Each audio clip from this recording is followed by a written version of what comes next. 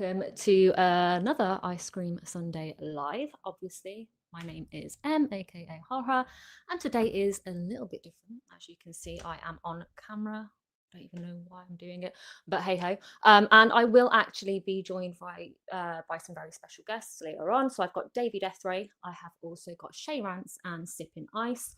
We were supposed to be joined by Flett, but unfortunately he cannot join. So unfortunately, but we are going to be discussing an awful lot today. Please let me know if you can hear me okay. I am using my microphone on my new setup, so I need to know if it's all working okay for you guys. Whew, breath, take a breath. So yeah, we are going to be discussing Scream 7 spoilers today.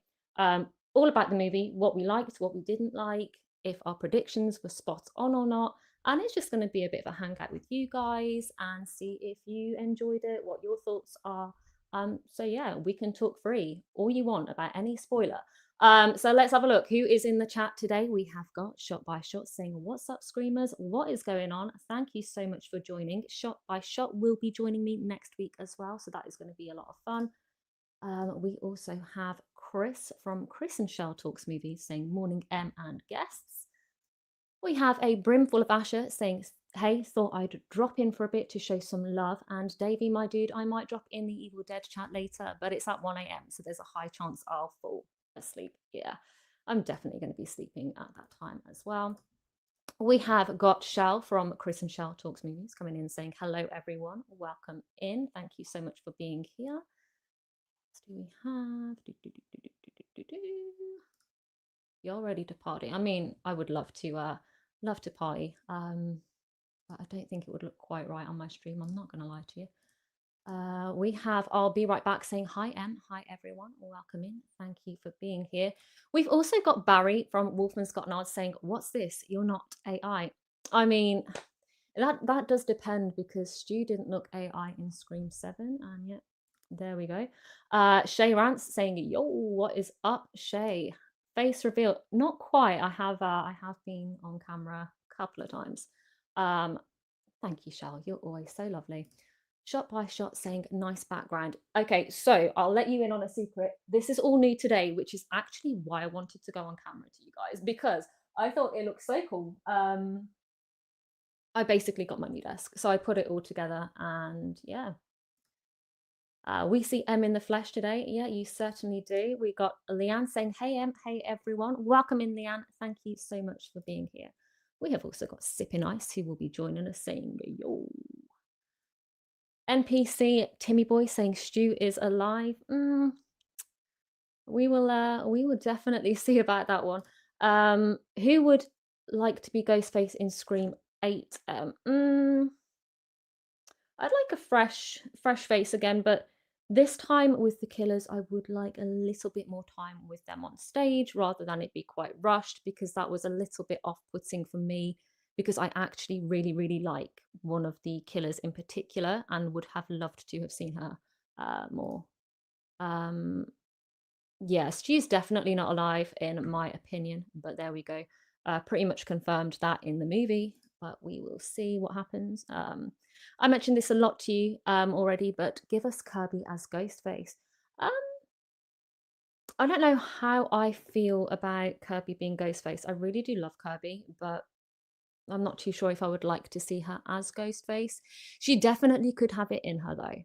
I will say that. So we've got Johnny coming in with a €2 super chat. Thank you so much, Johnny. You are a great support to the channel, so thank you. Saying, "Hey M, delighted Scream 7 smashed the box office. Despite the boycotts, we have had a very good,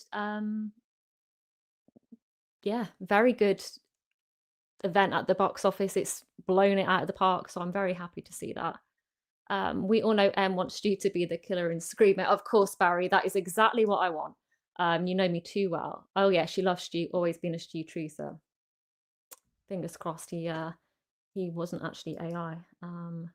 Davey's saying, "Oh my gosh, it's M in the flesh." Yeah, it is.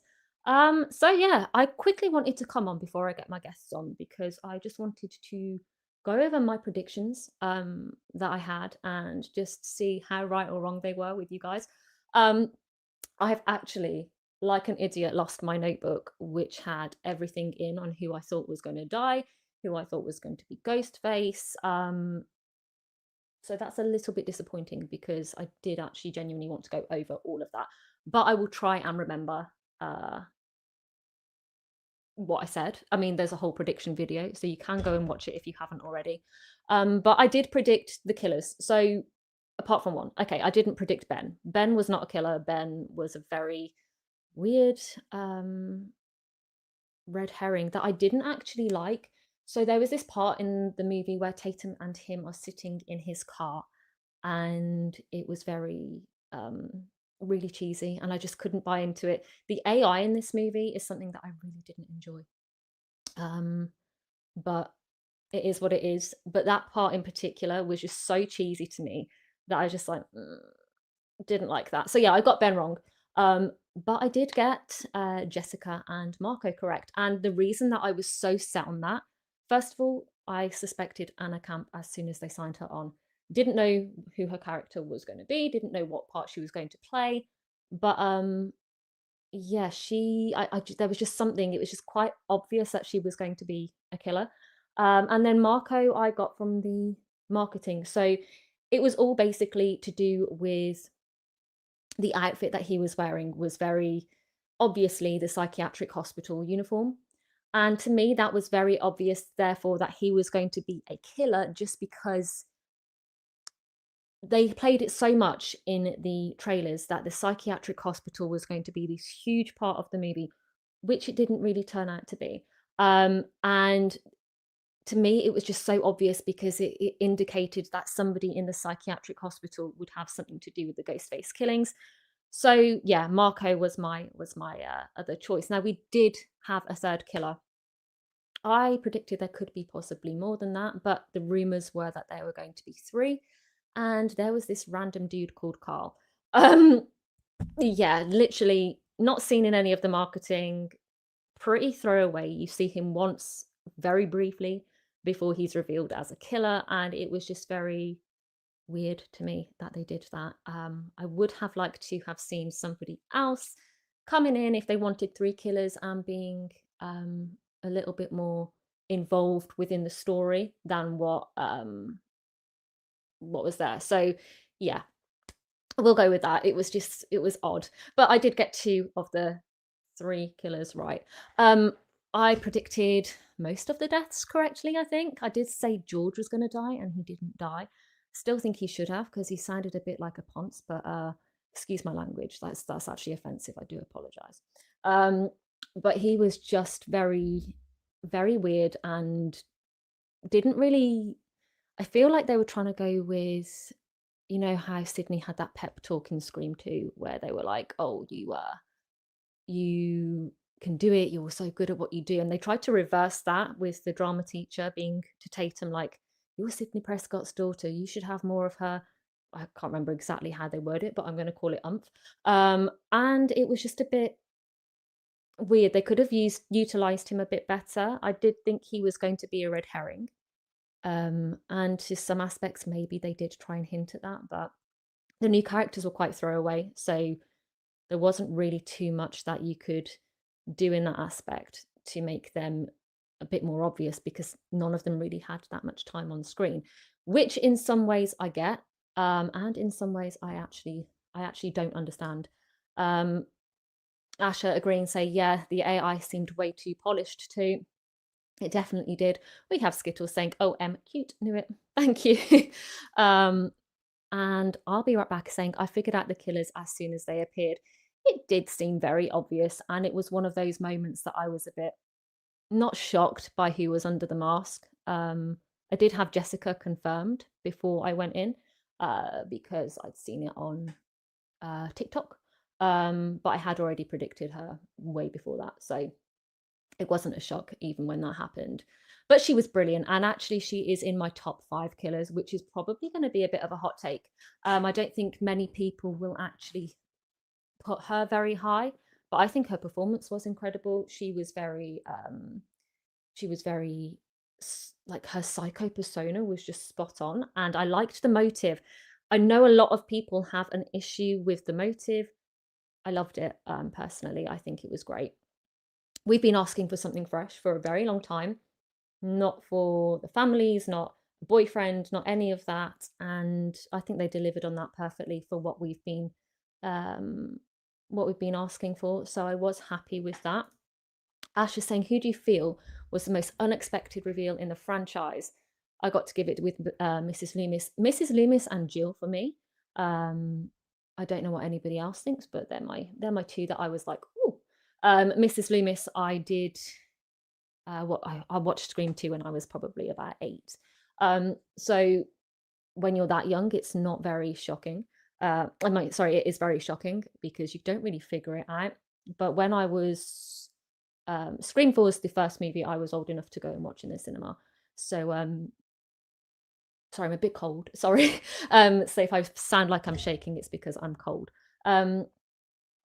So Jill was a massive shock for me. I remember actually being physically shocked at that one. I think I gasped. But hey, Shot by Shot saying Anna Camp had a damn good performance though. She did, and I absolutely love her in the movie when she's revealed. I think as soon as she took off that mask, this psycho persona came across so well. I absolutely loved it.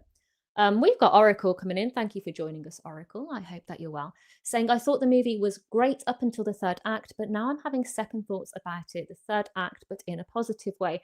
The only thing I didn't like about the third act was the AI. I'm really not a fan of the AI in the movie at all. And I hate to say it, I was not a big fan of Matthew Lillard's performance. I love Matthew Lillard and I absolutely love Stu Macher. Just did not enjoy his performance. I found the whole thing just very cringy and very off-putting. Barry saying, unfortunately, due to a thing happening in the movie, I knew spoilers I sent were true. It's so sad that people actually do try and spoil it for people as well when the movie hasn't even been released. I'm calling Jessica the Annie Wilkes 2.0. She was an obsessed Sidney fan. I will get into it later with everybody when they're here. But I really like the way that Scream 7 sort of, the only way I can say it nicely is ripped the piss out of both sides of the toxic fandom. And they did really recognize what is going on. They're not deaf to what we want as fans. And I do think that they were very observant and they did get a lot of points across very well. So I'm looking forward to actually talking about that with my guests later. Skittles7713 saying, I really liked Scream 7. Me too. I really did. Anna was outstanding. Upon second viewing, I liked the motive. Yeah, it was a good motive in my opinion. Anna done really well as Ghostface. I just wish we had more scenes with her and Sidney. I think the reveal would have been a lot more effective if they had have had more time. But it's like I put in my video Friday. People really hated Roman's reveal because he hadn't had one scene with Sidney and he wasn't really in the movie that much. And now people absolutely love Roman. They love Roman's reveal. And I think that's what's going to happen with Scream 7. I really do think it's going to age a lot better than what people are sort of taking it for now. David Shaw, welcome in, saying when two ghost faces came after Tatum, that could have been a good cliffhanger. It actually could have been if they had have wanted to go that route. That would have been a really good way to just sort of see Sidney trying to find her and then not finding her. That would have been quite cool. The writing by Kevin is what made this movie for me, especially the dialogue, as it was quite witty and not as cheesy as the later installments. Completely agree. Did anyone else notice Tori's spelling photo? Yes, I did, and I laughed twice, and I think both times because I saw it twice, and I think both times I was the only one in my cinema who actually laughed. I don't think anybody else quite caught on, but I found that quite funny. Horror Lover 95, welcome in, saying Ethan Embry was wasted. Very versatile actor, didn't even get to explain his motive. His motive was basically Jessica's motive from what I took from it because she sort of hired him while she was at the psychiatric hospital. But I do agree he was very wasted and I would have loved to have seen him a little bit more as well. Oracle saying, Screamate, don't be late. Can't wait for the next installment. I'm with you. I really am. And also, I'll be right back saying, I thought Sid not never meeting Roman made it more terrifying for her. It was someone she didn't even know and trying to kill her. Yeah, it would have been a great like feeling for Sidney. It would have been so absurd. But for Roman himself, I think it would have been a great feeling because he knew that he completely blindsided her with not even, she doesn't have any clue who he was or anything like that. Carl is the worst Ghostface next to Wayne Bailey in Scream 6. I don't know. I find it really, like, I have put him above all of the killers in Scream 6. But I am starting to think now, maybe not, because he was really, really underutilized, and we didn't really get a proper sense. You get a few sentences from him in the psychiatric hospital, and then that's it. And for me, it was a bit like, oh shit, sorry, knocking my drink. Do apologize. See, this is what happens when I go on camera. I get nervous, and it just makes me go all crazy and knocking everything because I am clumsy. Fruitful Tree coming in, welcome in, saying the woman herself in the flesh. It is indeed. I'll probably start going on camera a little bit more, even though I'm massively uncomfortable with it. I love my background, so I couldn't not show you guys today. We don't talk about the Scream 6 reveals. Definitely not. Terrible. Hello, everyone. Awesome setup. Got the same shelves. Welcome in, Cruel ZV. Great channel. If you're not already subscribed, please go and check him out because he's awesome. Yeah, we do have the same unit. I did it all today. I particularly like my Ghostface with Art the Clown's glasses. Yeah, very cool. Who else have we got? Oh, Davey Deathray saying, you're great on camera, Em, thank you. And I can see that you have just joined with Shay. So I will be getting you on in a second. I have sort of rambled on, not even on about my predictions, which is ridiculous. I'm just waffling. They are definitely passing the torch to Tatum and Scream 8. I feel like it's going to be the end of Sidney's arc too. The reveal better make more sense and have someone Sidney actually knows. I do think they're passing the torch, and I do think Scream 7 was probably the Scream 5 we should have had. Personally, I thought all the killers were straight ass and the ending was just straight terrible. That's fair enough. It is each to their own at this point. Scott Walker, hey Scott, welcome in. Coming in saying, hi Em, how are you today? I'm feeling a lot better from my COVID. Trish and I are going to see Scream 7 next Monday or Tuesday, so I don't want no spoilers, please. This is actually a spoiler stream. So unfortunately, Scott, all we're going to be discussing in this stream is spoilers. So if you don't want to get anything ruined for you, I would suggest probably tuning off and then coming back in, rewatching it, joining in other screams when you have seen it, so we can have a good old chat about it. Actually, sorry guys, I have just realized this is terrible. How terrible am I? I forgot to put my banner on the bottom. What an idiot.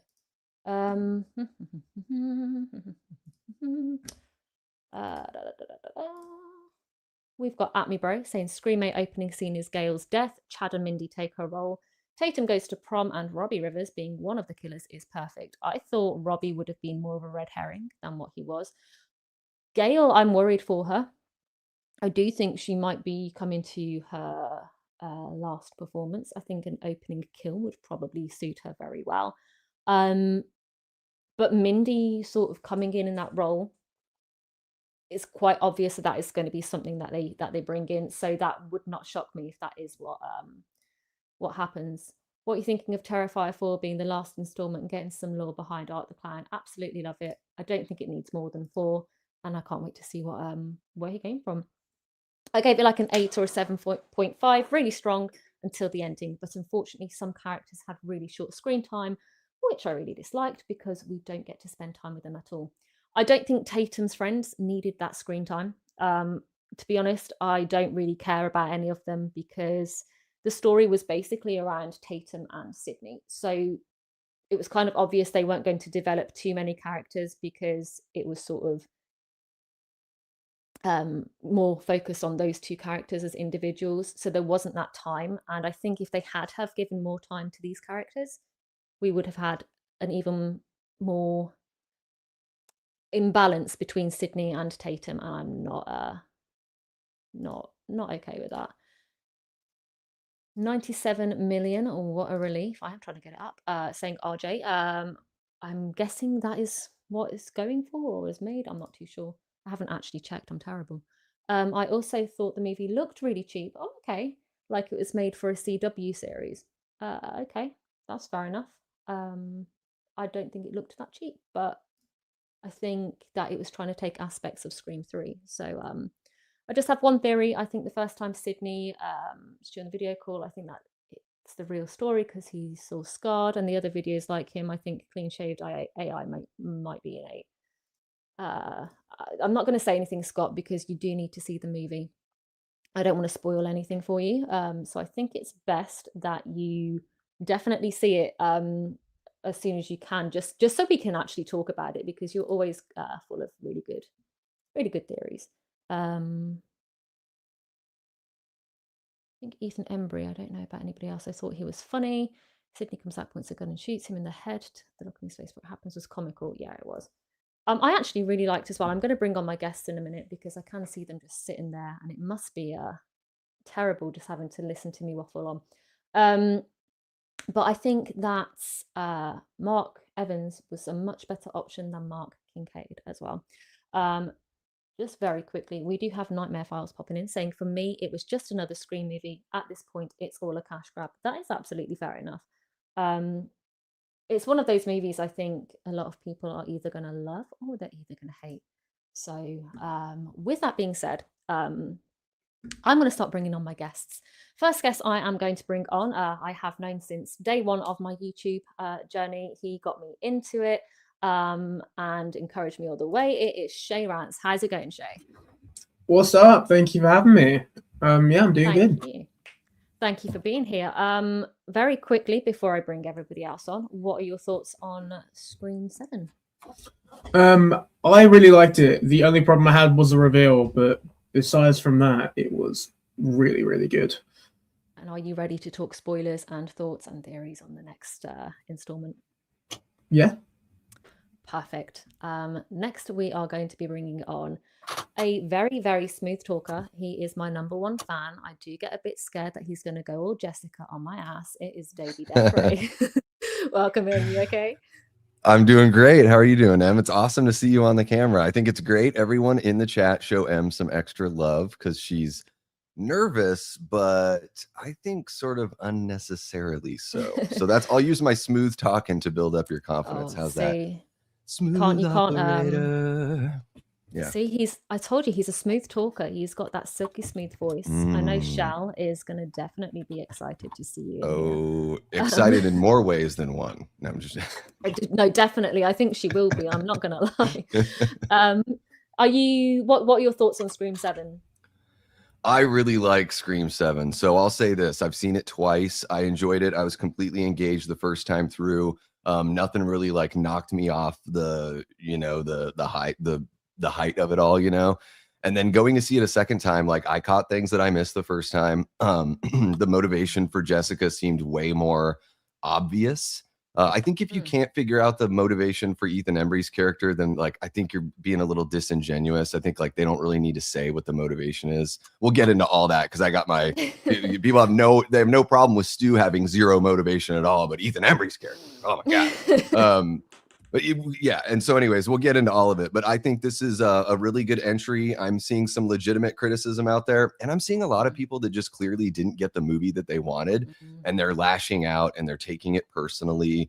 They feel somehow like offended at this thing, and just the language surrounding it just gives me the idea that it's a bit more that maybe they didn't show their hand before the movie came out, but we're seeing like a lot of venom out there where it's like, like Richie and Amber much, guys? Huh? Stab 7, Scream 7? Like, well, you guys are having a tough time dealing with the movie you didn't like, huh? It is true, and I think a lot of there was a lot of hints at toxic fandom, and I thought it worked very well. And I knew it was going to get more toxic though. I have heard people literally almost say Richie's line for line about like they're calling us dumb because we believe that Stu is still around. I was like, shit, you sound like fucking Richie, and that was some cringe ass dialogue. So anyways, yeah, I enjoyed the movie. It's not perfect. It's a strong franchise. It's just outside of the top tier for me, but that's pretty damn good, I think. And it could climb up as time goes on. It is the new Halloween Ends. Make no mistake. Oh yeah. It is absolutely 100%. the new Halloween Ends. So 100%. I agree with you, and I'm definitely excited to talk more about that in a moment, because there is a lot we need to dive into and sort of unravel there. The next person, and my final person, because as I said, Flett unfortunately cannot join us today. He has also been here from day one. He is such a mount. I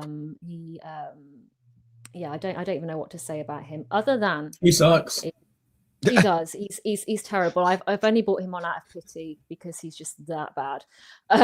But he is going to be doing an amazing giveaway on the stream, so do keep watching, because there will be a giveaway for everybody under a few. There are a few rules, but it's very easy to get yourself enrolled.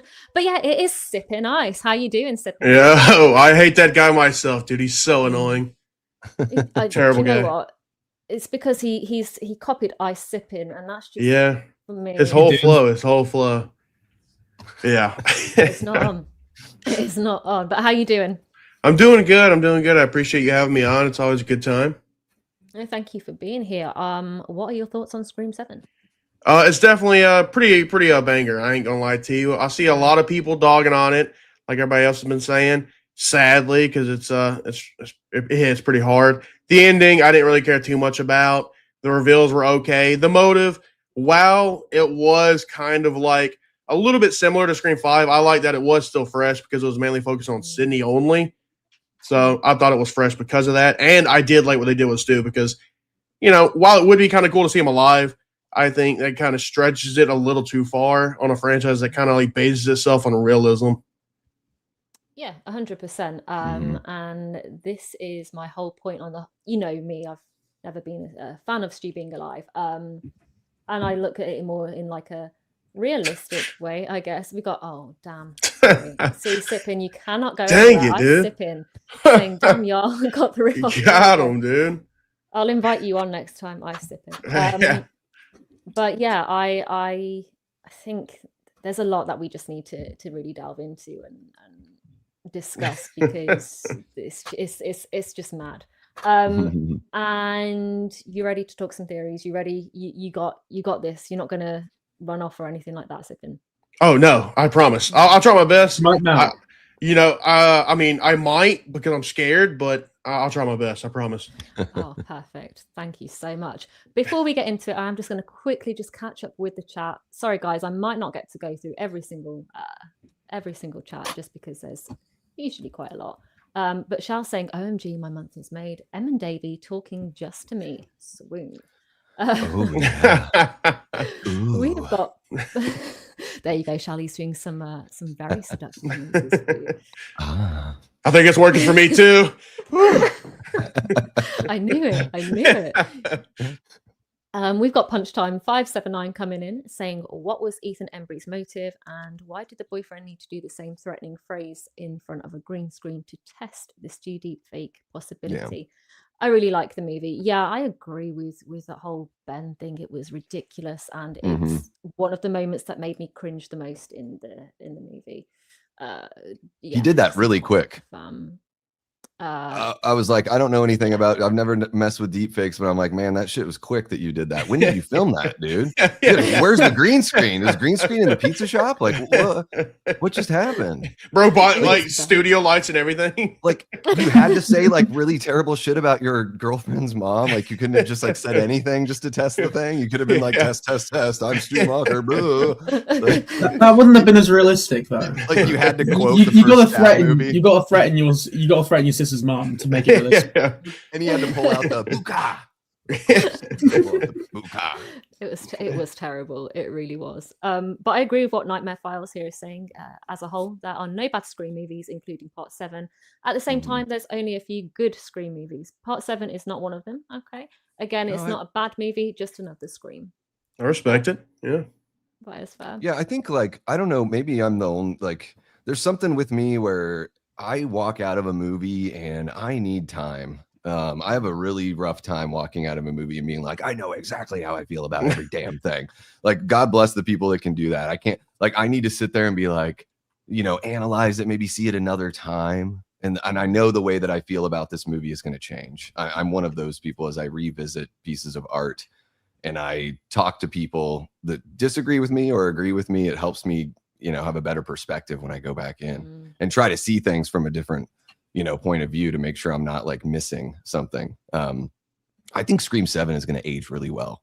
So, like, I think it's going to be one of those movies that within, I mean, think about how people are talking about Scream 3 26 years later. And I think just within the next few years, people are going to be talking nicer about this movie. That's true, because Scream 3 has finally gotten the love it deserves. It does, and like you said, like the AI aspect is going to age really well, because I reckon in 10 years we're going to be able to do that, and probably more simply than what we think. Oh yeah. So I do agree with that completely. We've got Ashton Luck coming in saying, "Hey everyone, welcome in." Hope What's you're up, okay. Ashton? Go Pat, go! I'm a Falcons fan, so it hurts.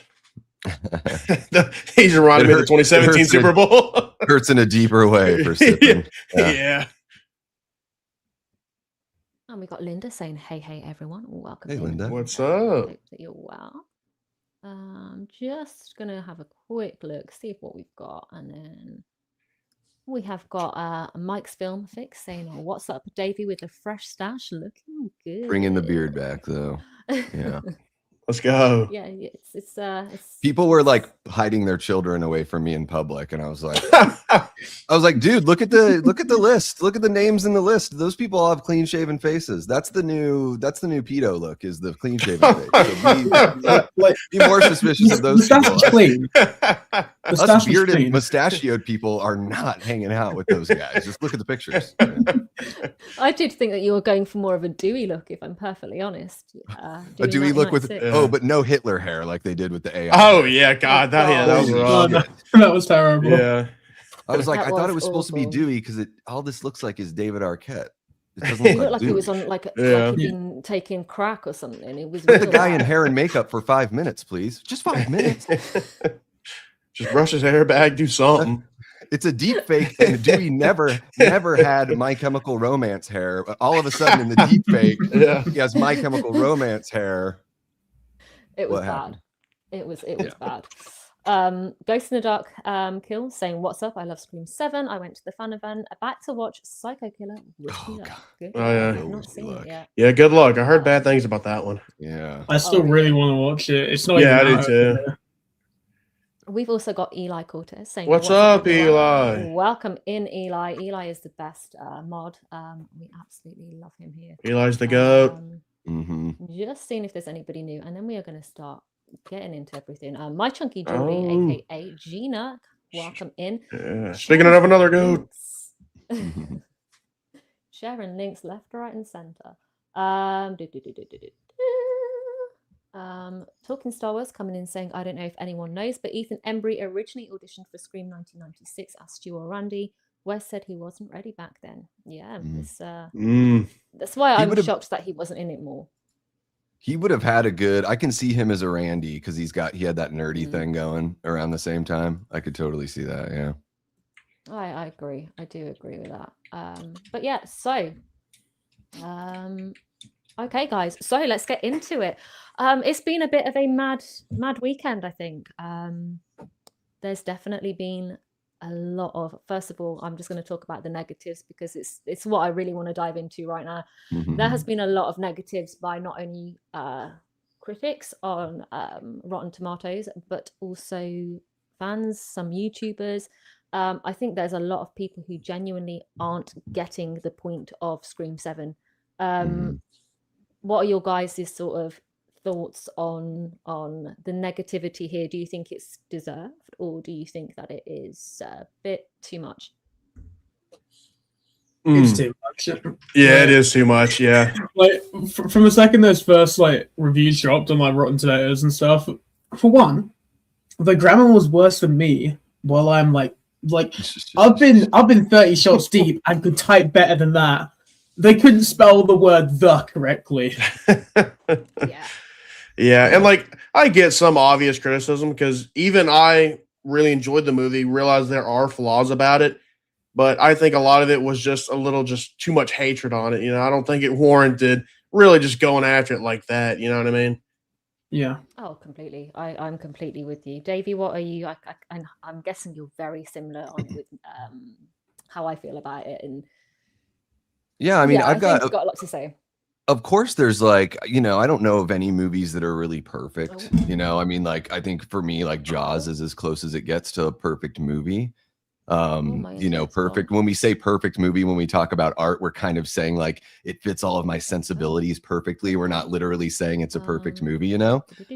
So yeah, there's some things in Scream 7 that, you know, we can pick apart and all that. But I think like the broader picture stuff, I think I'm seeing a lot of like disingenuous criticism on, you know, things like Tatum has one defining characteristic, and it's that she's Sidney's daughter, and I think that is like so glib. And we lost M, but I'm just gonna soldier through it.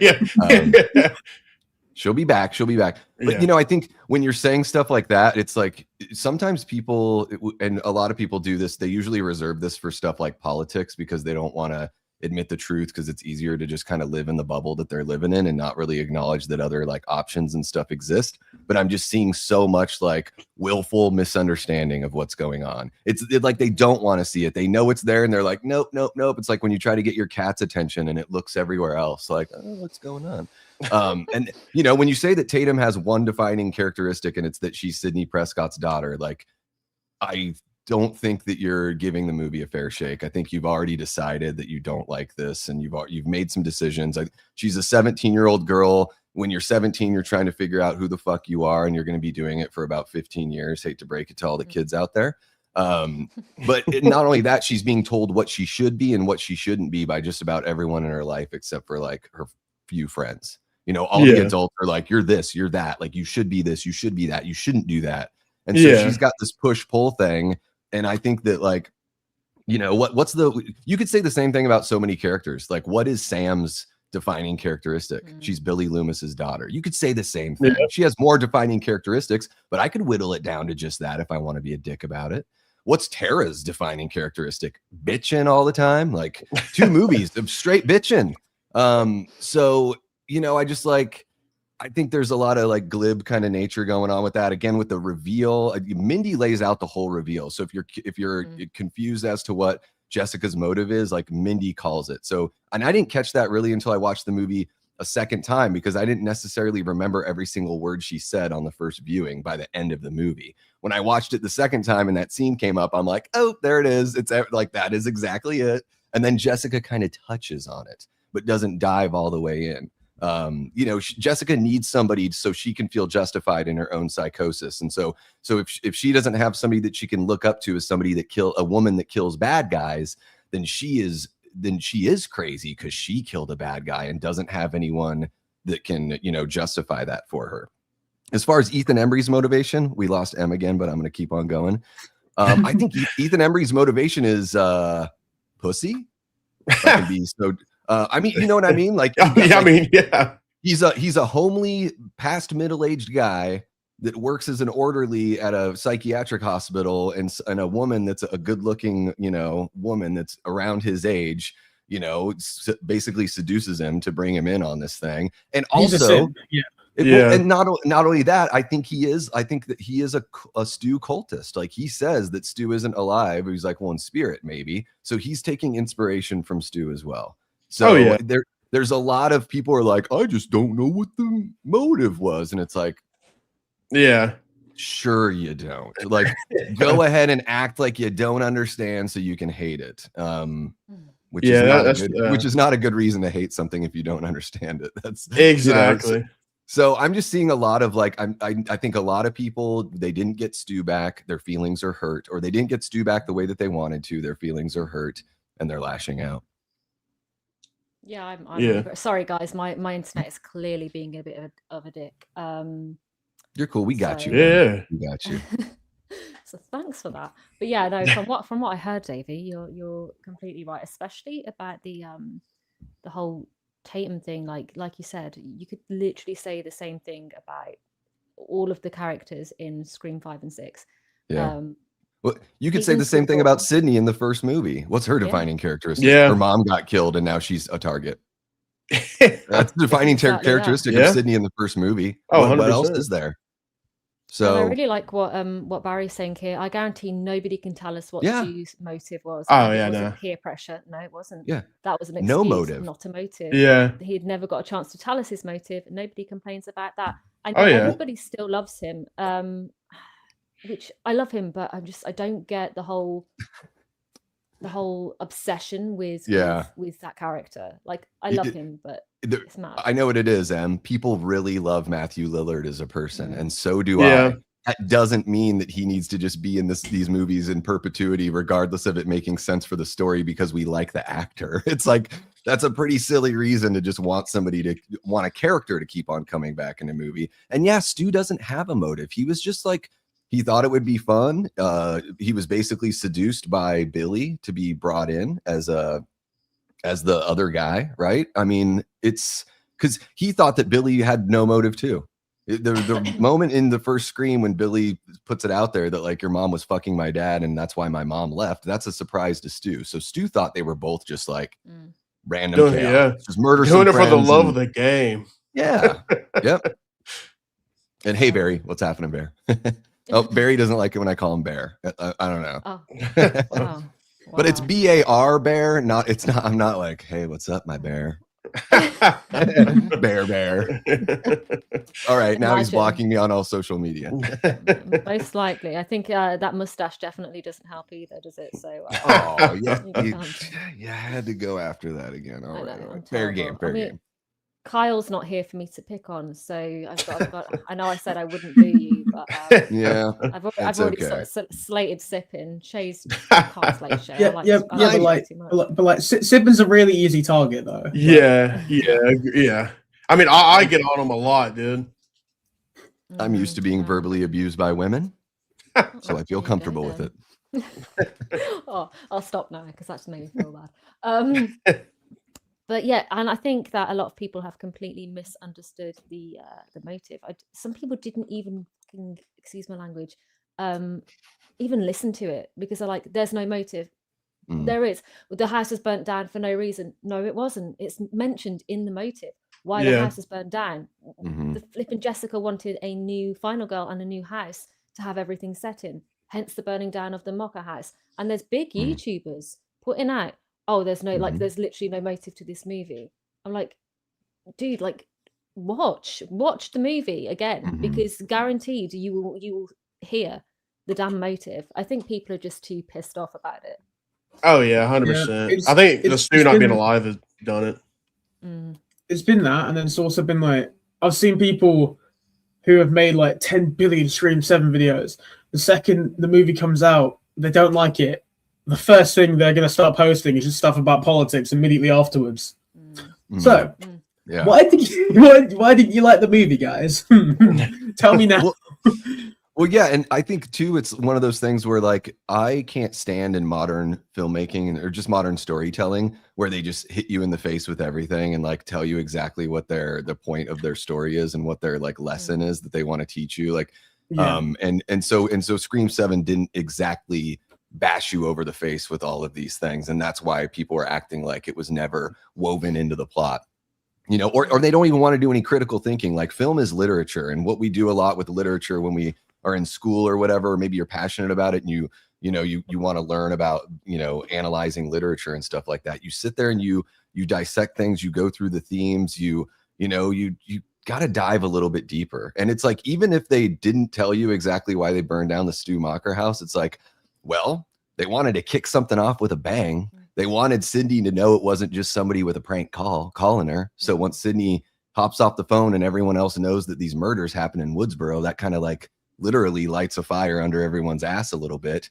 And then it creates a bigger cloud of confusion surrounding Stu. Is he actually alive? His house was just burned down. These people were killed in Woodsboro. There are plenty of reasons. And again, these people are just like, it's like they're looking for someone in a crowd and they see them, or they see an X and they just act like they didn't see that person and make eye contact with them. Oh yeah. It's like it's like reading between the lines, but instead of reading between the lines, they just don't read. Mm-hmm. Yeah, because they don't want to. Because honestly, I think some people didn't want this movie to be good. They decided before they went and saw it that they weren't. Unfortunately. Yeah, they kind of decided ahead of time. And like, regardless about how I feel about movies like Scream 5 and 6, here's what I'll do. For the people that are fans of those movies, I don't think they're terrible movies, but I'll tell you why, story-wise, like the plot holes that don't work for me. I'll tell you why I understand the motivations, but why I don't like the motivations. Like, to me, it has nothing to do with Sam and Tara as characters or the actresses or whatever. I think they're both good actresses and all that stuff. It's just the overall thing. So, it's the politics behind it. It's so gross. We already have enough division in this world over things that like truly do impact people's lives. We don't need manufactured division over pieces of art. Like, if somebody doesn't like the movie, that's absolutely fine. I really absolutely, it wasn't your cup of tea, and that's your opinion. You are allowed your opinion. I do think, however, that once politics starts to be brought into places where it doesn't belong, there is going to be too much toxicity, which does start to put this atmosphere in the fandom, which I'm already feeling personally. That is just not very nice. It's gone from being really high to really low. And I think as a content creator, if you want to call us that, you do notice these things a little bit more because it's what you're surrounded by. Don't say content. Sorry.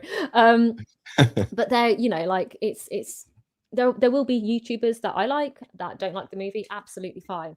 But when you don't hear political things coming from people, and then like Shay said, and things start getting political, I'm like, like you got to make sense with why you're not liking it. But luckily I haven't come across that too much. So I saw, I don't know if Barry's still here in the chat, but I saw some of his posts on Twitter, and it's like, quoting people and responding to them essentially, where it's like, yeah, people are saying I'm noticing the only people that like Scream 7 are racist Republicans. It's like, that is such a weird, and then they're like, well, there's these racist memes that go out. I looked at one of the pages. I was like, okay, this is a stupid little racist meme. I looked at the page that shared it, and they had 62 followers. And I'm like, oh, they're making an impact. That's like that. That's most people right there. But getting I'm going to stick to that theme. But you'd go to something like, let's say, Scary Movie, where there's racism, homophobia thrown out, but it's done in such a classic, nice way that it's like people will never call it they'll never say, well, that was racist, that was homophobic, because they do it so right. But if you want to be a fan of something and then you're called racist just because of what's going on politically, I don't it just doesn't make sense. There will be people that come out that don't get it with Scary Movie 6, and they are doing that. It's already doing that. I'll be real. But we need comedy to be dangerous and edgy, and everyone needs to be on the chopping block for comedy. And I think the funny thing about it is that when people say racist or homophobic jokes, when you do it in a parody kind of movie like that, it's like I feel like the joke is you're making fun of the people that actually have a problem with that stuff. So you're just sort of uprooting everything and let's just take a look at it all, guys. Let's say some ugly stuff and laugh at it. Comedy comes from a dark place. It comes from a wrong place. Things are funny because they're wrong. Think about it. It's tragedy, but done with a smile. 100%. But I just don't understand why people are starting. I told you earlier, Davey, actually, I had to unfollow somebody on Instagram because as soon as Scream 7 came out, it was 3 long story posts of, if you're a horror fan and a Scream fan and you go and see this movie, you are supporting genocide. If you're a YouTube creator and you're doing reviews on it, there's something wrong with you. And I'm just like, dude, Yeah. Stop. Wes Craven would be disappointed in you. Yeah. Weird stuff like Yeah. that. Yeah. Like, So odd. Yeah, it's I mean, how would Wes Craven feel about Screams 5 and 6? He might be kind of disappointed with those. yeah. Although I'm sure he'd be very supportive because he seems like a genuinely sweet guy. I don't think Wes would go around acting like he's some sort of cult leader telling people that they've disappointed him. But yeah, they're taking these really big leaps with just enjoying a movie. And there's that line that when Stu taunts Gale over getting fired, and Gale's like, I wasn't fired, my contract wasn't renewed. I was damn, shots fired, because they really went there. We still have people still use that language. They still say that Melissa Barrera was fired. And this is a problem in our world that goes well beyond movies, is people have their preferred narrative.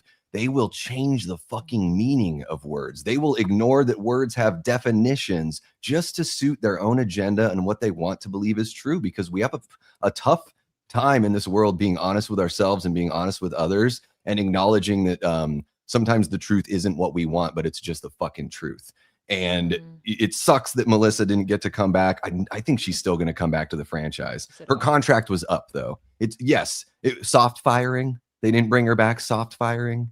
Yeah. She had a 2-movie contract. They didn't bring her back. This isn't something that, if they broke contract, she would have taken them to court, blah, blah, blah, blah, blah. There was nothing like that. So I think people just need to kind of cool their jets on that and realize that, I don't know.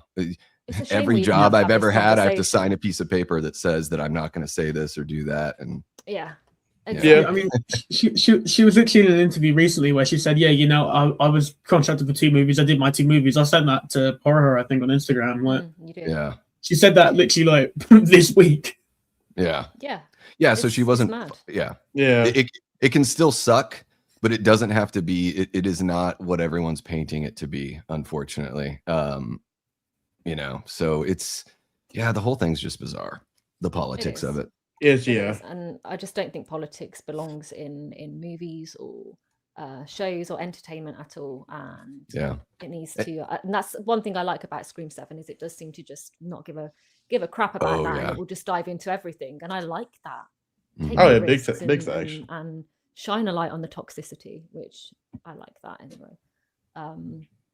I felt like Scream 5 really leaned into the politics with the motives. Like that one to me felt like a little gross with the motives. I was like, so you're making fans that don't like a movie in a franchise, like you're painting them as like psychos because they don't like you're just going after Last Jedi fans. Is that the point of Scream 5? Like, or not Last Jedi fans, Last Jedi detractors. It was just a really weird, like, Hollywood looking out for Hollywood kind of writing move, you know what I mean? It just seems very self-serving.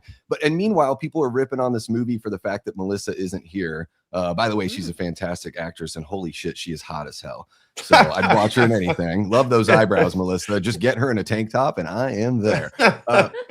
People with this movie, they're throw the baby out with the bathwater kind of shit. And are we just going to ignore that we got one of the best Sidney Prescott, maybe the best Sidney Prescott portrayals that we've seen in the franchise? That Mama Sidney is like has the most screen time than any other Sidney, I think. And that she Neve fucking kills it. And it's a nuanced performance we actually get to see some flaws in Sidney. Like we get to, she has a tough time connecting with her daughter. That's like a real thing that people have a tough time dealing with at different parts. And I'm like, it's the best performance in the franchise. 100%. We get a really well-drawn version, and we see that Neve isn't just like in a lot of these horror movies. Sometimes it's like, oh, this person is known for this one character because they can only play that one character. Neve seems to live a relatively private life for being as big of a star as she is. She has continued, her chops have just gotten better and better. So, don't throw the baby out with the bathwater, guys. Give Scream 7 a chance. Big facts. Completely agree. And I think touching on that as well. No, you're fine. I could listen to you talk. I'm like Gale. I'm like shaky and all caffeinated. But I do think that the writing of this movie, we got a really, really, really good Gale. My favorite Gale since Scream 3. I just thought she had all the lines. She had the typical Gale persona.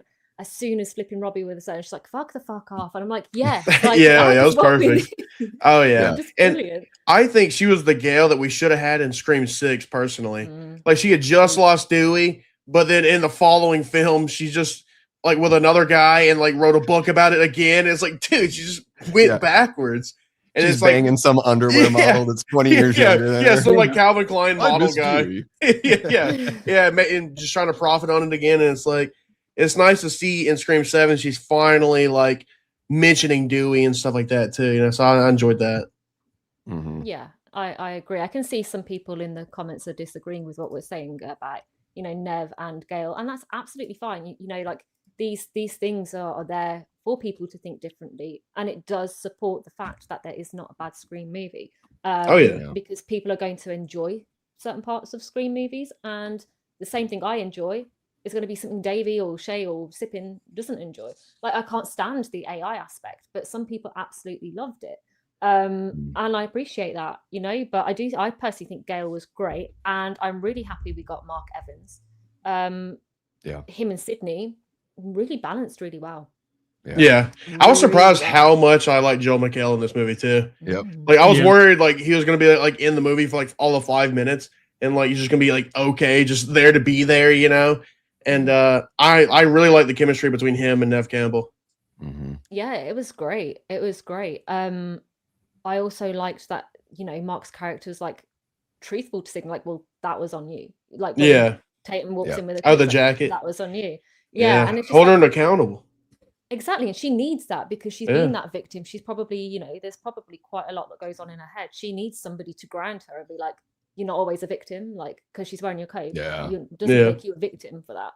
I loved that dynamic. It felt very real and it felt wholesome. It's like this is what every marriage should aspire to have, that kind of open, understanding sort of dialogue. Like that's a real partnership, and it felt natural, and they still felt, they were like cute and funny and sexy with each other at the beginning and all that too. So Mark, dude, the fight scenes in this, we've never seen close quarters fights like this in a Scream movie, and I thought that fight scene in the upstairs landing there was really good. With Sidney getting to lay some blows, and then Mark almost like shoots them accidentally, I'm like, damn. And then the knife fighting, I'm like, dude, this is great. Like Mark not only looks really good with that police shirt tucked in, but he's very capable.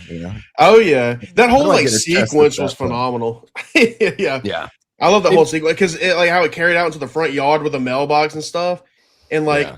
I just really loved watching them two like just like fight together instead of one of them just sitting back and watching like a lot of people do. Mm-hmm. So it was nice to see them like go to toe to toe. I will say, if we're going to talk about people looking good in the movie though, like Seth and you and I were talking about this last night. Scott Foley is the buffest 53-year-old in the history of 53-year-olds, genuinely. Yeah, I saw a bro pop on Scram. I was like, oh my god. Yeah, he's got some guns. Some guns. He didn't look too different from Scream 3, let's be honest with him. He's aged really, really well, which is... chicks dig it. Chicks already like older guys enough, and then here it is, Scott Foley just making it tougher for the rest of us. Thanks, bud. God dang it, Scott. Too far off that age, though. You were like, what, a year or two behind him? 65? No, I'm just kidding. I'll be 44 in May. I feel like that's terrible. Yeah, it's fine. Sippin is like 84. It's totally fine. Right. I've seen his birth certificate, so it's getting rough out there for me. But what do you guys? There's a lot of negativity. Sort of, we'll get onto the positives for sure in a minute, but there is a lot of negativity as well.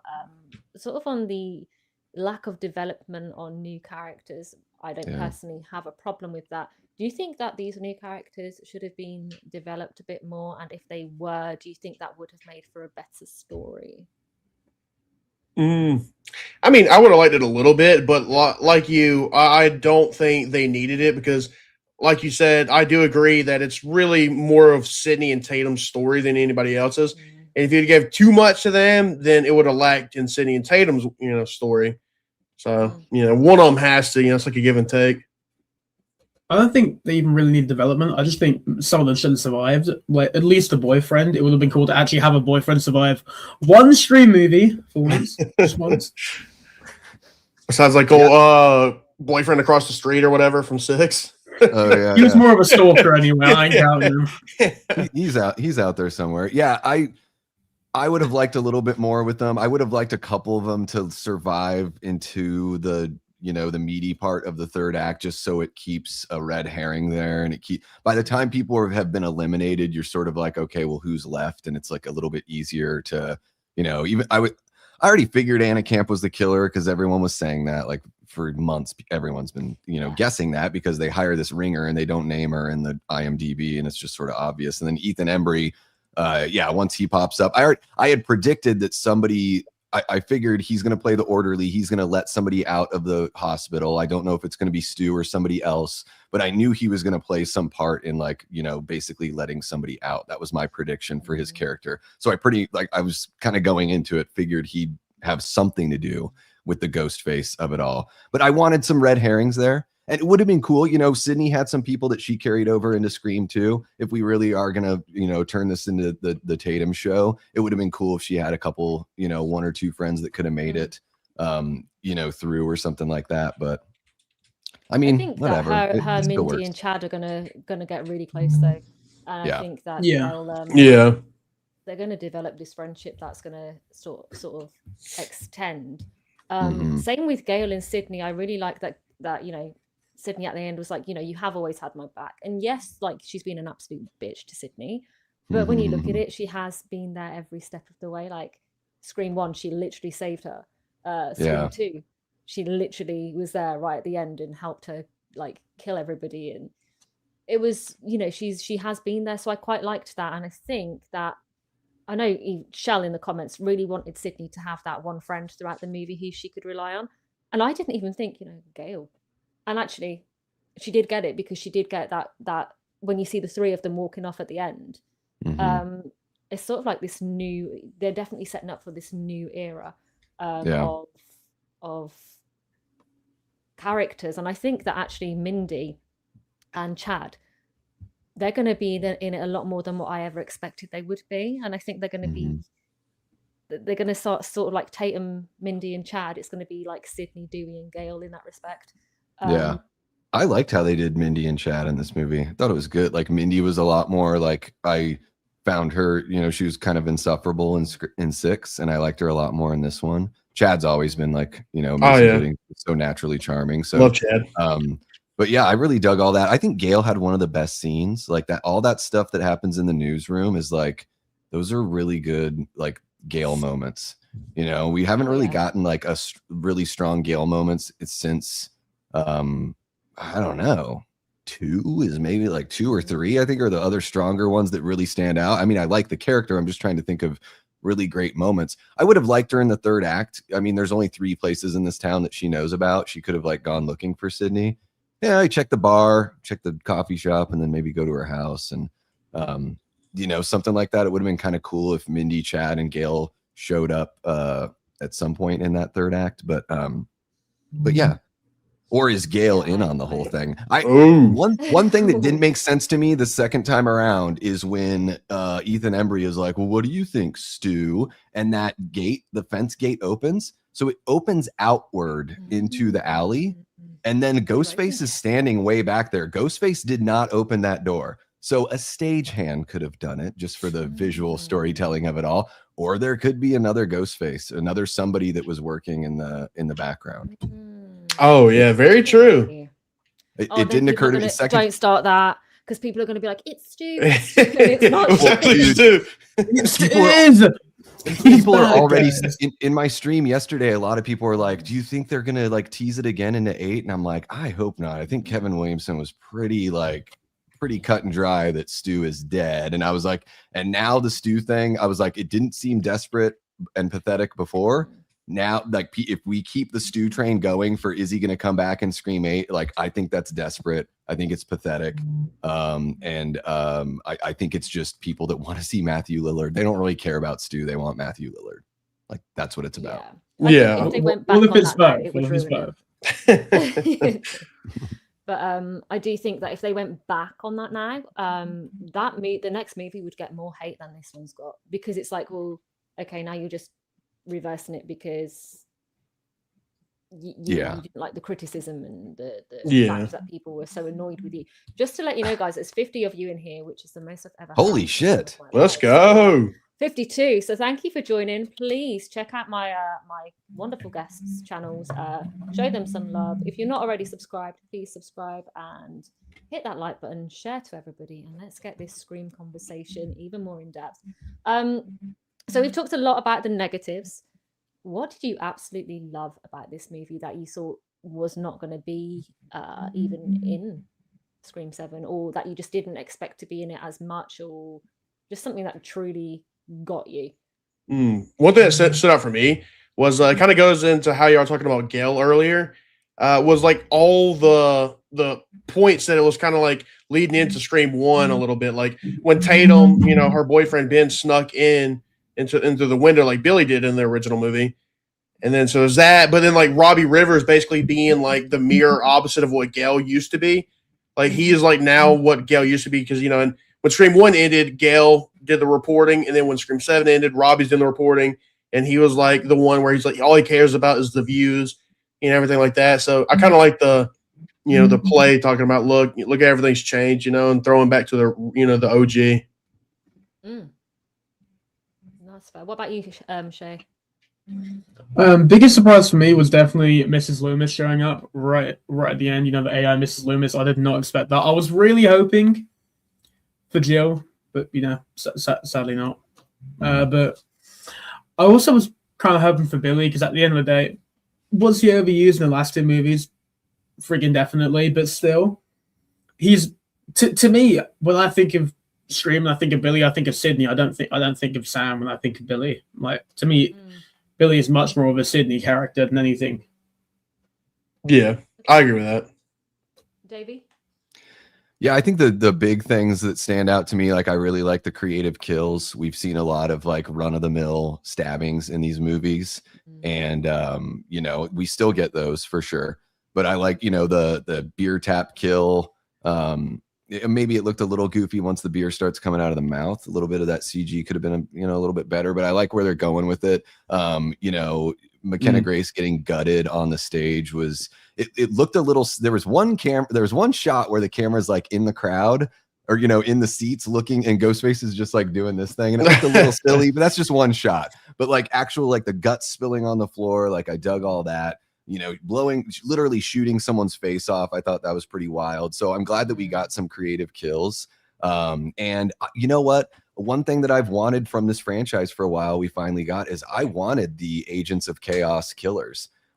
Everyone is we have this like narrow vision sometimes when we look at these movies. We're like, oh, it's gonna be Stu's sister, or maybe Stu had a kid, or maybe it's just like, so we're only just gonna imitate the shit we've seen before, and we're just gonna like move around some of the parts. Like I wanted something that was truly different. I'm ready for an era of Scream where the killers have no connection other than obsession and the psychosis. And then how surprising would it be after a couple movies, and then we do bring back somebody that's been related to it all. But if we do that with every movie, we're just going to be like, I'm fucking exhausted with it. So I actually loved that the killers were more random. Like, how about that? Like, I'm like, give me all that you got. And I think Barry brought up another one I really liked. Oh, the mother-daughter dynamic. Loved that. That was good. I thought that was really believable. I liked that Sidney was there for Tatum when she needed her, and I liked that Tatum like found, the play director or whatever is like, I thought you'd have more grit. Like she really found her grit in those moments. And man, Isabel May, like the spectrum of emotions that she has to show in this movie, I think she was absolutely phenomenal. And I can't believe that a skinny girl like that has such a juicy booty. So good for you, Isabel. Good for you. Davey Deathray coming in with the one-liners there. It's the mustache people. He says he's not, but he is. Hey, she's of age. Come on. Yeah, she could, sure. She's half my age, but whatever. Oh, so Scott Foley gets to be some hot old guy that gets some young thing, and I can't say anything. No, Isabel, I'm sorry, terrible. But it's terrible. I mean, it could be worse. You could be Chris, loving gun McKenna Grace. So sorry, Chris, I do love you really. But yeah. Oh, she's a yeah, she's going to be very pretty. But I do think that Mrs. Loomis is probably a really, really good shout for me. I had a feeling she'd be back anyway. Somebody did say something to me. I was like, actually, that would make sense for Mrs. Loomis to be in there. And Laurie Metcalf, spot on. You cannot go wrong with her at all. She so is good. so not at all. talented. And like, She's she still got looked the good as crazy well. eyes. She does. She does. But did anybody else just find that scene really off-putting? You talking about the AI one, like the reveal thing? Yeah. Yeah, a just lot before the of reveal. the shaky like shots around the place to each Ghostface in the house was very weird. Yeah, well, yeah. It was a little like, I don't know, uncanny valley in a way. Yeah.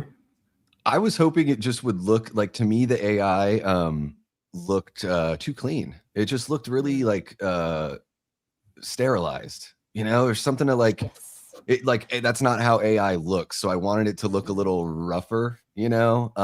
It literally looked like they just like brought them in. They're like, you know, they had a little studio set up where they do like photo shoots, and they just brought them in, put the same key light on them, had them do their thing. Again, Scott Foley doesn't look like Roman. He just looks like Scott Foley. Roman wore glasses. Did everyone forget? Exactly. And then David Arquette's just David Arquette. It's not Dewey. Like, just because you play the bow bow bow bow doesn't mean it's fucking Dewey. I thought Laurie was the best. Laurie Metcalf's performance was the most like, all right, this feels like Mrs. Loomis, and she, you know, just had a little bit there. But yeah, it's, you know, it's one of those things where like, I know you didn't like Matthew Lillard's performance too much, but I thought he was like, I dug it. I just wanted it to look a little dirtier. You know, it looked so clean. Do you know what I really hated about it? Well, that was pretty weird. That was the bad part, but like he was overperforming it, and that's what I loved. I'm a big Nick Cage guy. Like he was basically just Nick Cage in this fucking movie, and I loved it. Not one time.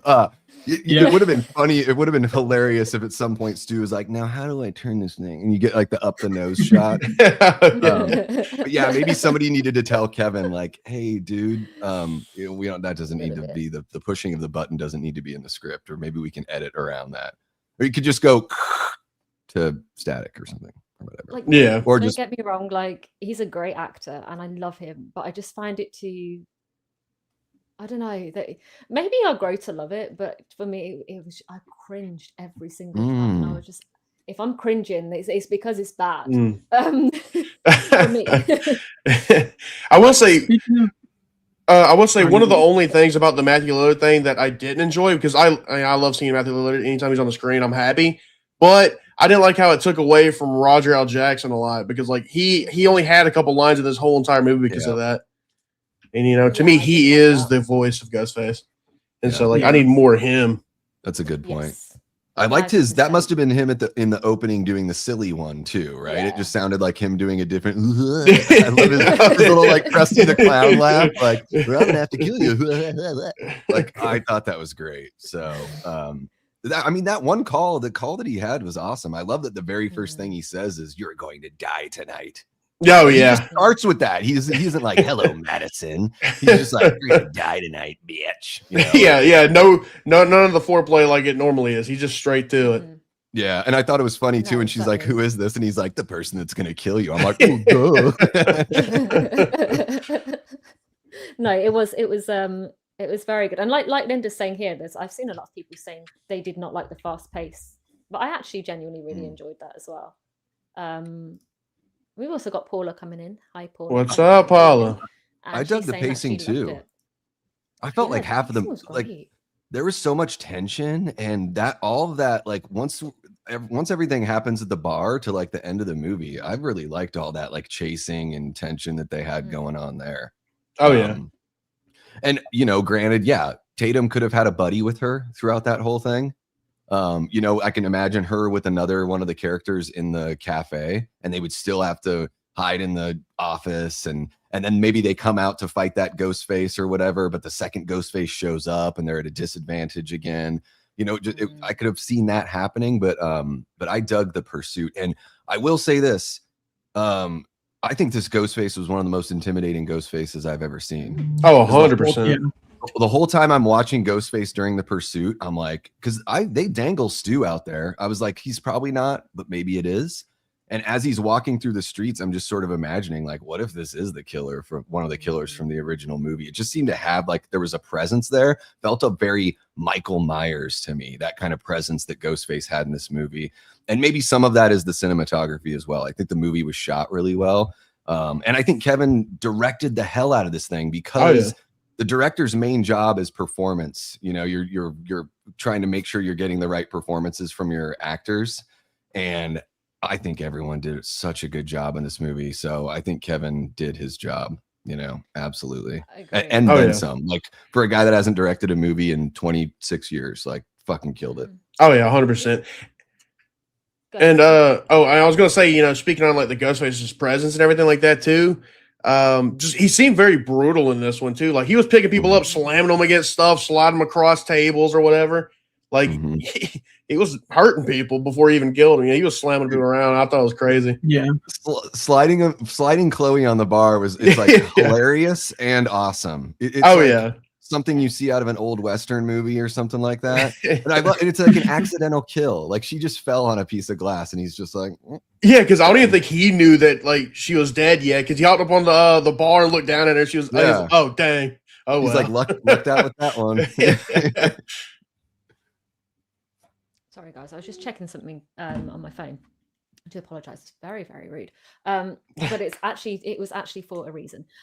So just stopping it there for a minute. Sipping Ice is going to be doing a giveaway, and it is amazing. And we want to get you guys involved, obviously. So Sipping, do you want to kind of just explain what this giveaway is and how people can enter into this? All right. So basically, if you guys want to enter into the giveaway, all you got to do is, you know, make sure you're subscribed to all of us, obviously, and follow us on Instagram, and just send us like proof, like a DM or something like that. And then you'll be entered into for the giveaway. And the actual item itself is a Scream 7 poster. So, am I correct in saying it's the Sidney Prescott one? Yeah, like where it kind of looks like the OG one a little bit, you know, like the whitewashed face or whatever. What are the dimensions on that one, Sippin? That's about 11 by 17-ish, probably, if I had to guess. Gotcha. You know, maybe a little bit bigger, something like that. It's a great poster. Oh yeah, it looks sick. It's my favorite one that they've done, I think. If it's the same one they were giving away at the fan event, it's really cool how the eyes and the knife are reflective. And it is that one, matte finish. Yeah, it's a cool poster. It is, yeah. Almost like when you look at it like from a different angle, like you mentioned the eyes and the knife, like it's like almost like a 3D look. It's pretty sick. Yeah, they're like glossy, but the rest of the poster's matte. Yeah. Cool. Oh yeah, I like it. But yeah, if you want to, you know, have a chance of winning that, obviously, just make sure you follow all of us on Instagram and subscribe to us on YouTube and show proof, and you'll be entered. And if you want to know what our Instagram stuff is, I am going to share it all, and I am going to add it to the description shortly as well. But I'm just going to share our links. What I'd ask you to do, is just drop us a message as well. You can drop me a message on Instagram, and we are going to be picking the winner literally by Tuesday. So it's not going to be a very, very long time until you can enter. So I would suggest, if you are wanting to win that, you get like in as soon as possible. Once I have links in here. Make sure you're subscribed. When I say send me a message, just send me a message that you're subscribed to all of us with like a screenshot or something like that. Let us know. Follow us on Instagram, and then we will be picking a random winner, and we will be letting people know on Instagram and YouTube as well. But I just thought it would be a very, very nice thing that Sippin is doing, and it's first giveaway on my channel at least. So I know. I'm like, I need to do giveaways. I'm like, what the hell am I doing? I'm like, a romantic meal for two like with Davey. These assholes thought of doing something really nice before I did. Damn it. I think if it is going to be that romantic meal for two, Shal will Dibs. Be, Shal's going to enter that numerous times. I will gaze into your eyes lovingly, and I will not break eye contact. I guarantee you. And he'll even shave the beard to keep the mustache if people really want that. It's good for if it's, you know, right now it's a good scratching kind of beard, you know. So I do feel sorry for you guys growing beards and stuff. You know, I don't get the itchy thing. People say that, and I think what it is when you shave too much, it gets itchy. If you let it grow, my beard's never made me itchy. Mine hasn't either. Fun fact to have a beard. He doesn't. He doesn't. I feel like if you're blessed to be able to grow a beard, it's your responsibility. Like, 100% telling you, because not 100%. everyone can do it really, and I think that's nature's way of saying, dude, you just gotta let go and let beard. Oh yeah, and that's what I always say too. Everybody has to at least try to grow it at once in their lifetime, just to see. You know what I mean? 'Cause you might be able to grow like a phenomenal beard. Barry, I'm gonna stop trying. Mine is too. I've got a little bit of like my beard. It's tough to tell, guys. I was a redhead when I was a kid, when I was a little kid, but I grew up where there's no sun in Southeast Alaska, so it all turned brown. But I do have red in my beard. Yeah, I've got Irish descent is a big part of my family. So oh, me too. That. So maybe if I grow that beard, it'll be a bit more open. Yeah. Start being a little leprechaun or something like that. Welcome to Beard Talk. 3 guys and a chick talk about beards. Yeah, screw the Scream 7 talk, guys. It's actually beard tutorials and mustache tutorials from now on. Exactly, yes. Which it will get political, I'm sure, at some point, right? I'm noticing that a lot of racist Republicans have beards. Oh, I was going to say something. It's like, no, actually, that's way too far. I'm going to say that. No, it's cool. Because you can send it in the DMs. I will send it in the DMs. Because knowing me, saying something like that will get me into a lot of trouble. Hey, I do want to say really quick, since before we get totally back on track, my proud Davey moment in the theater was, I was like, I fucking called it.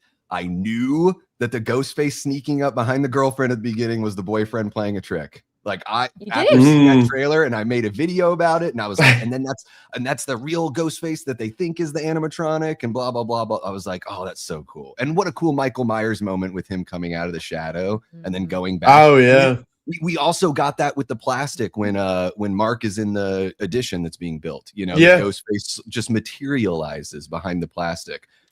Love it. You guys know how I feel about Michael Myers, so. I've got a question for you because Alice actually pointed something out to me, and it's something that I actually really did not register when on my first watch. How many ghost faces do you think were in the attack at Sidney's house? How many ghost faces? One. The attack. Oh, the first. You're talking about the initial, the attic thing. The attic thing. How many do you think were in there? I thought it was just Carl. I figured it was just Carl. Did you say two, Shay? Yeah. Touche. Why did you say two? Sorry. Why did I don't know, because who does Pilates at the end of the day? And the Camps character. Who else is going to get into the attic? Like, so Alice pointed something out to me. You know, after her reveal, and she's attacked Sidney, and then she disappears. Behind Sidney, there's that the sheet, and you see her drop down, just like they dropped down from the attic.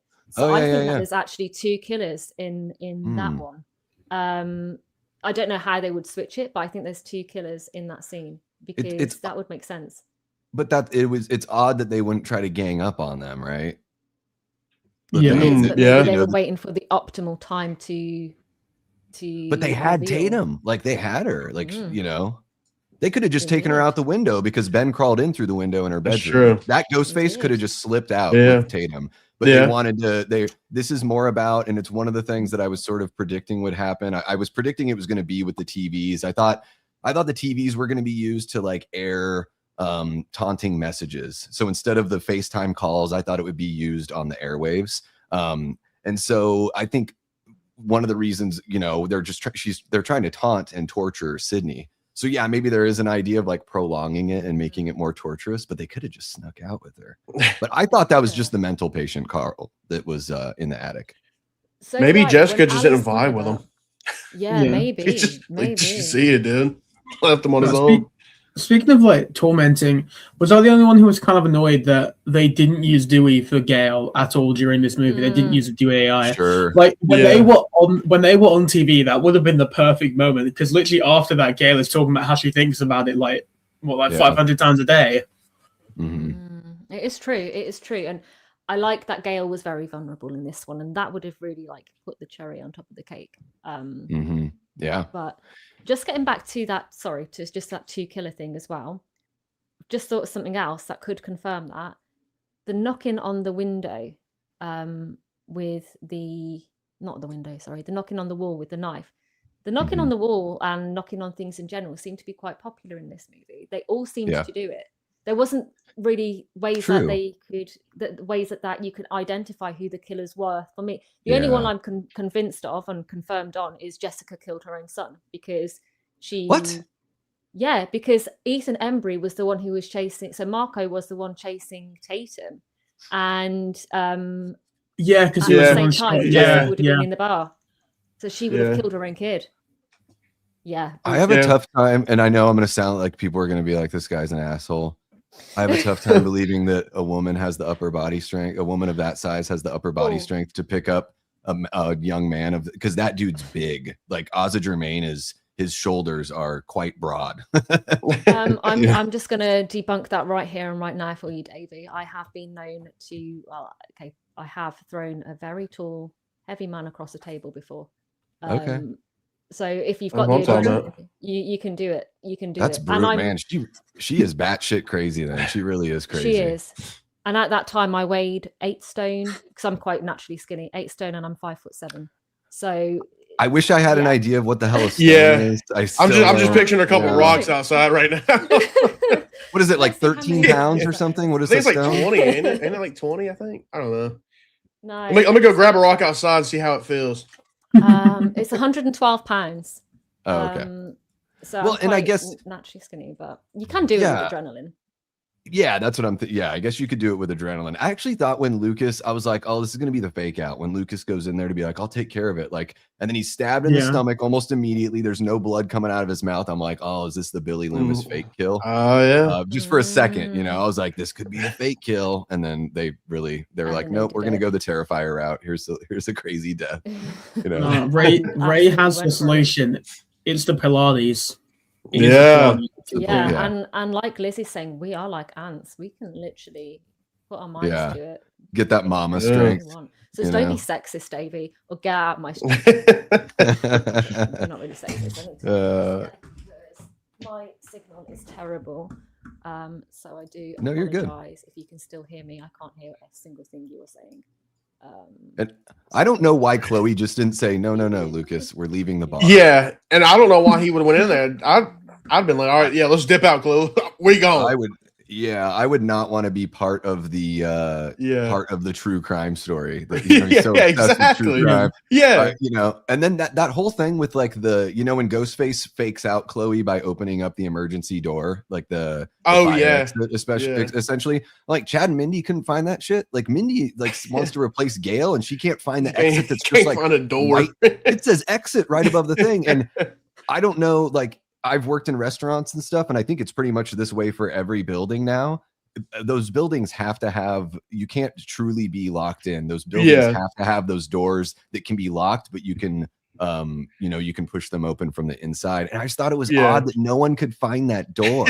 Only Ghostface could find the door. If that was the building that caught on fire, dude, they'd have been cooked.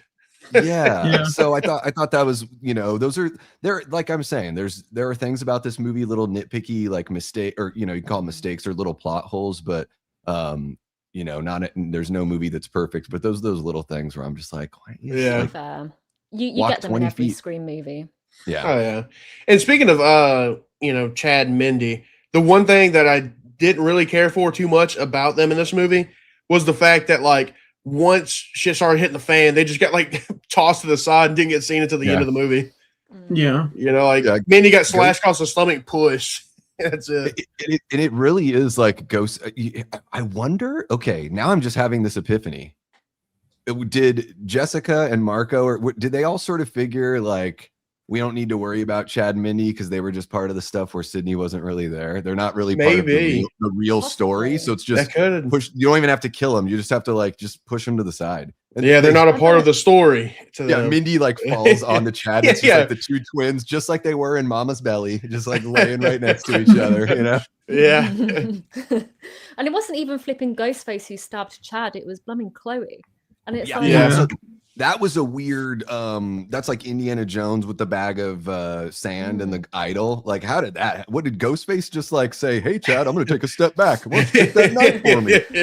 Like the timing on it all was very movie editing kind of timing.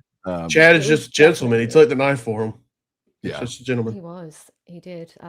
What a nice thing to do. But yeah, there definitely were some parts I was a bit like, okay, like didn't quite make sense. But I wish that they had gone after Gale as well. I don't know why they didn't go after Gale as much. To end that legacy, like you would want to go after Gale, surely. Yeah, I wanted Gale to bite it in this one, not because I don't like the character, but because I wanted to see Sidney brought to the lowest possible point. We haven't really seen her. I mean, even still with this movie, I love the way that the character's portrayed, but we still haven't seen like Sidney just totally crushed. No. And I thought that would have done it. But the moment that they have at the end where she says she trusts Gale, that got me like goosebumps all over. I felt like it was like one of the strongest emotional moments of the movie right there. I was like, I got a little, oh my God, you know. And I don't get that way. I am like a fucking cold-hearted bitch in the theater. Or, with movies. You're a cold-hearted bitch anyway, David. I'm like sentimentality. You're a sexist, cold-hearted. No, we love you, really, David. We love you. But yeah, no, I'm a bit unsure where they're going to go with it next. Other than I think that Tatum's going to be the heart of it, but. Sidney did say that line at the end where she's like, past my prime, fuck you.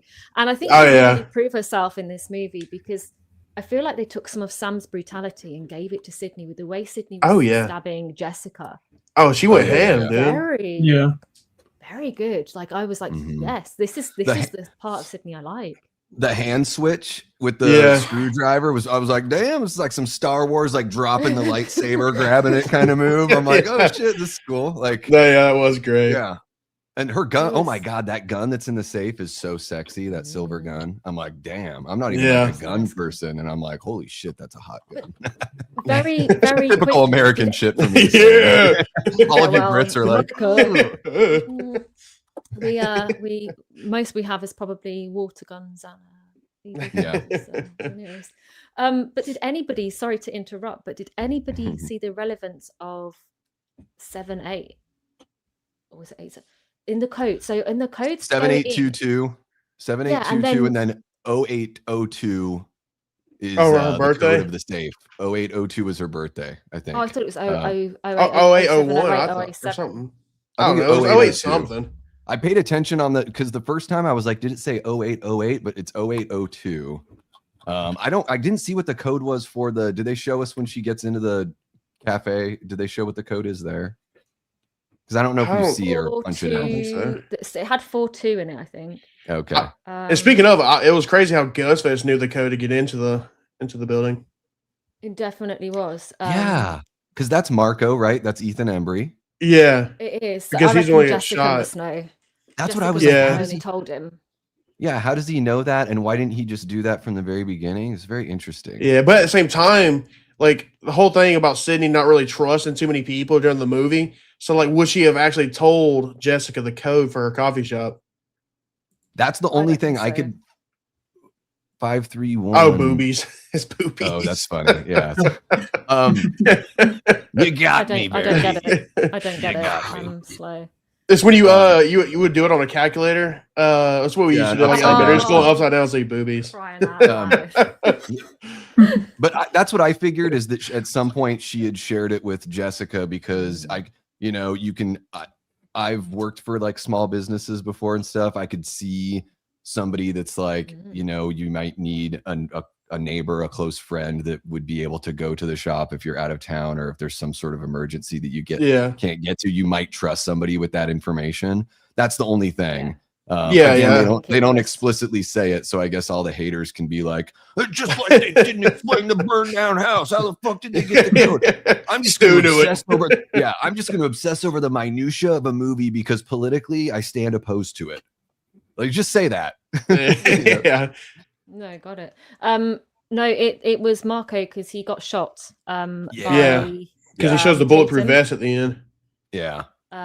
Just very quickly, we do have a $4.99 super chat. Thank you very much, Punch Time.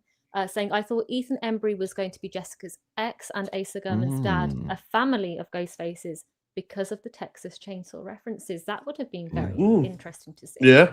I thought for a second it might have been a mother son thing for a minute there. I was like, that would be interesting. Yeah. That's why when I found out she killed her son, I was like, damn. Speaking of zero fucks. But yeah, I would have probably quite enjoyed that. But then again, I kind of want to step away from that family sort of rhetoric as well. So I do like that the motive was different. And I liked that it was just a lot more random. I liked that. And I don't like, people are like, what's Carl's motive? I'm like, dude, he's fucking crazy. Like, like in a loony bin, let out by somebody that clearly influenced him, right? Yeah. Like, so, and Carl does some big shit, in this movie. I think, people forget about, or not forget about it, but people are like, who burned down the house? Who did this? And it's like, well, that was Carl. Carl does like everything in the first until he dies. I figured that's all Carl except for the phone calls. Yeah. I figure it's Ethan Embry doing the phone calls, pretending to be Stu, and Carl's doing the slashing, or they're both there doing it, like at the school. But yeah, Carl was scary. That all that stuff in the opening, I really liked the presence of Ghostface in the opening. And did you guys catch?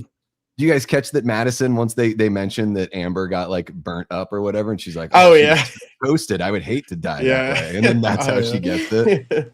Like, that happened a lot too throughout the movie. It's not even with death sometimes, because like Chad was like, I really don't want to get stabbed tonight. Get stabbed, stuff like that. So it was pretty nice how they did stuff like that. But man, when Carl got ran over, what did you get? What was your guys' reaction in that? Like, what was the theater like? Because to me, it was just it was like an oh damn and kind of a laugh and kind of like, it's fucking cool that they did that, because I thought 6 would have been cooler if they kept Jason and his friend alive a little bit longer.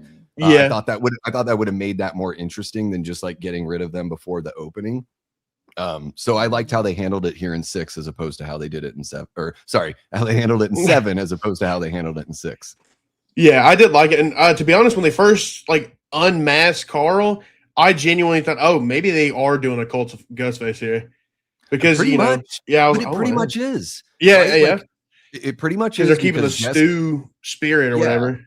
Well, and Jessica has a little bit more of like a pointed motive, because she needs to feel okay with like murdering people that she sees as villains. So she needs that Sidney character to like make her feel justified in that.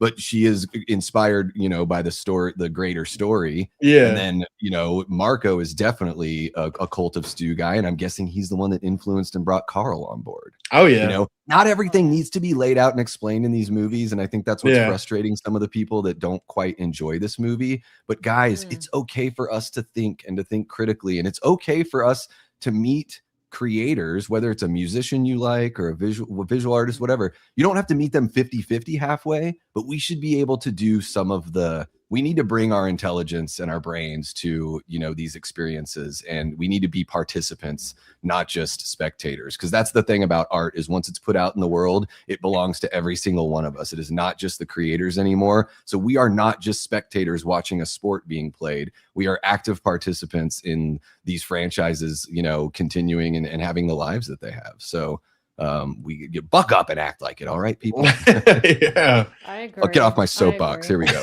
There we go. Oh, there we go. I'm actually this tall. It doesn't shock me. It really doesn't shock me. Well, speaking of Carl, I don't know if I was the only one that might have thought this. I talked to Shay about it earlier.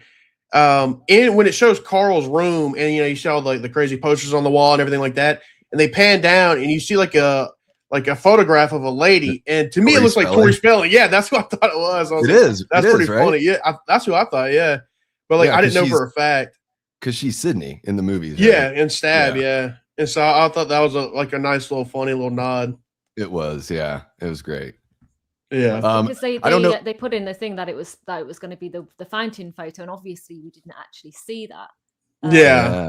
People are There were still a few bringing that things thing up. obviously, though. I know. still see people saying like, who took that photo? And I'm like, I still haven't like seen it in any, like I didn't see it in the movie. No, That's funny. no, and there's a lot of things as well, like the burn it down, gonna burn it all down line that wasn't said. Yeah. Yeah. And I was like, I was really expecting that. Me too. I did think though, like before I went in, where are they going to put that line, considering that the burning of the house is supposed to be the opening kill? He So- calls Sidney while he's burning down the house. Hey there, Sid. I'm burning down the house. Yeah. Well, I'm gonna burn it all down. He has her on speakerphone. You just hear him tossing the gasoline.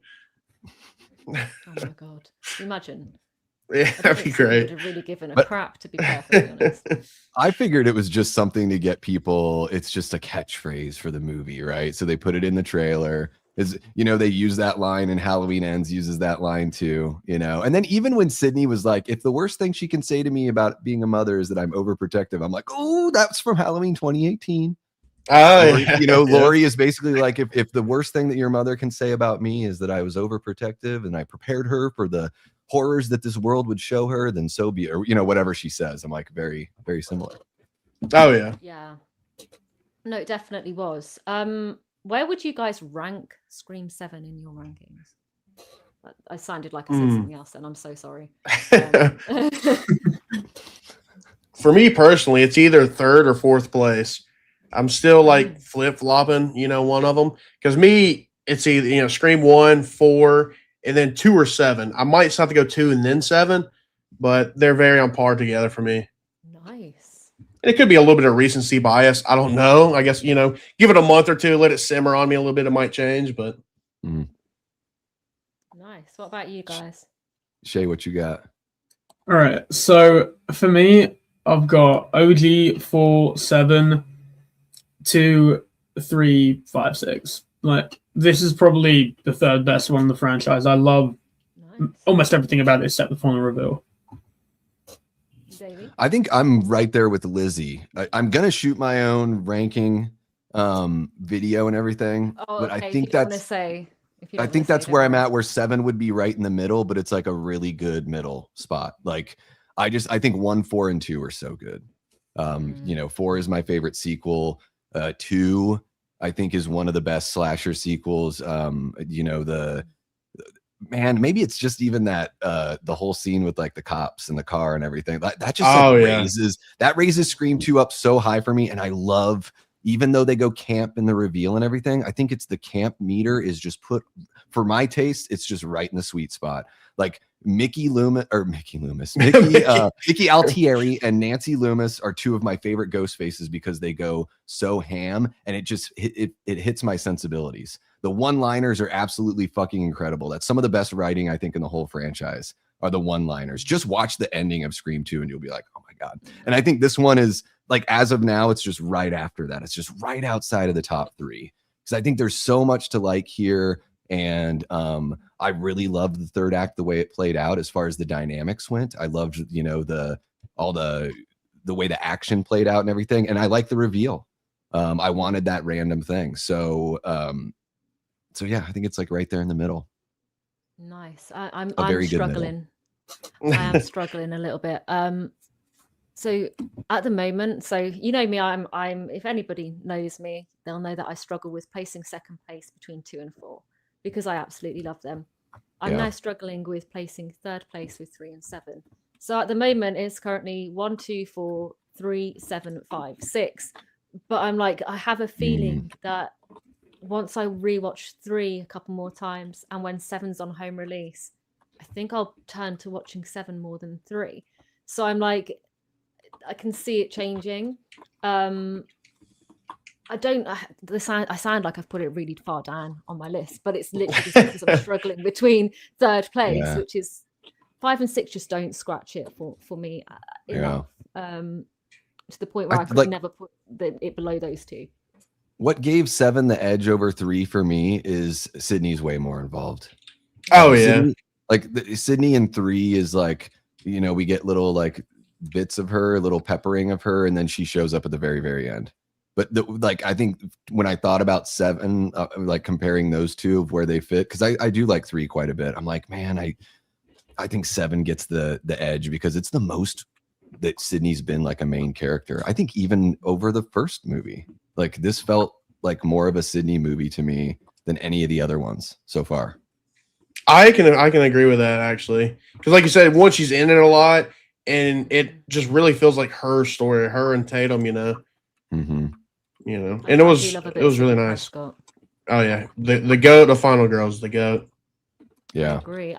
I was actually quite shocked that one of our friends, Mr. Hot Take, has put it in his first place, and I was really shocked at that because I didn't think he would like it that much. Who's Mr. Hot Take?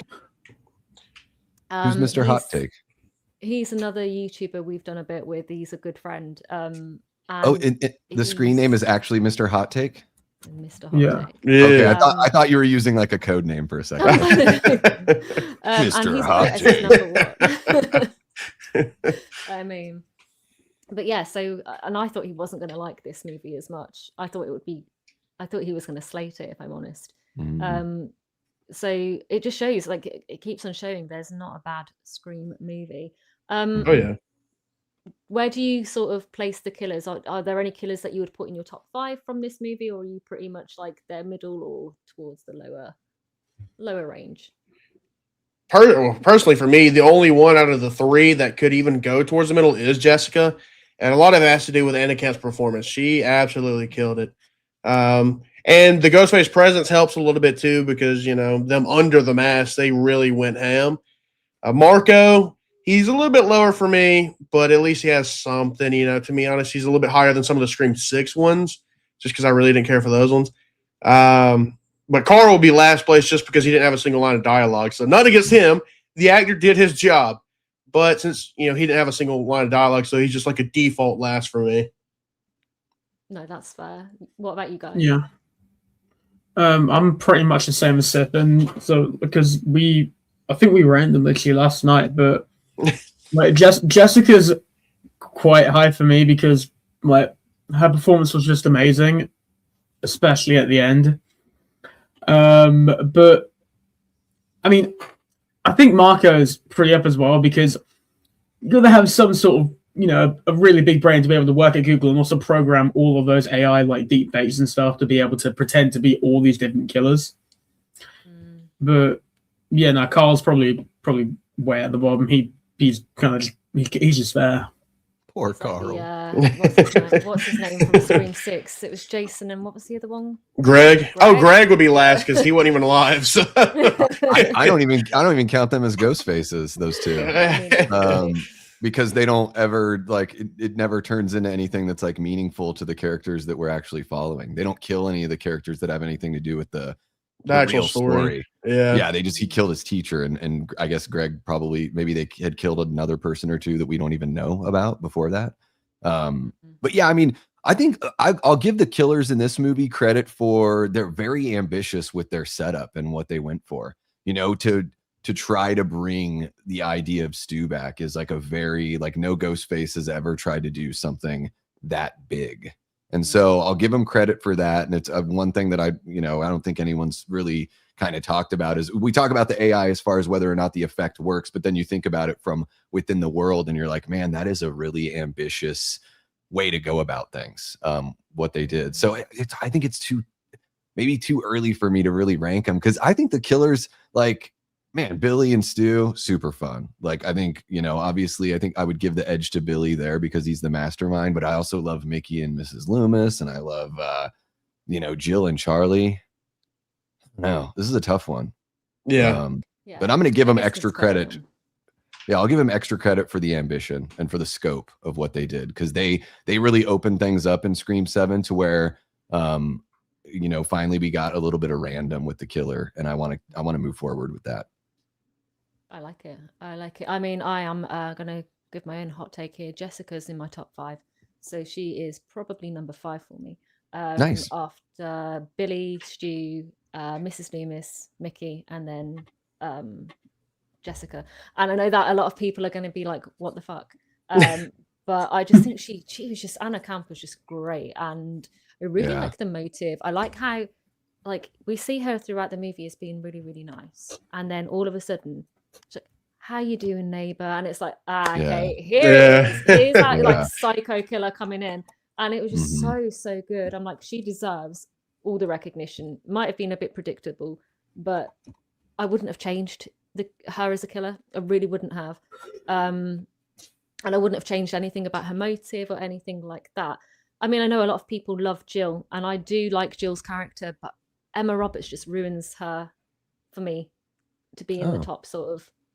I don't like Emma Roberts' performance. I'm like, I don't know, there's just something about it that I'm just, she's good. Like, Jill as a character is good, but the performance of it for me is what lets that down to stop her from going into my top sort of 5.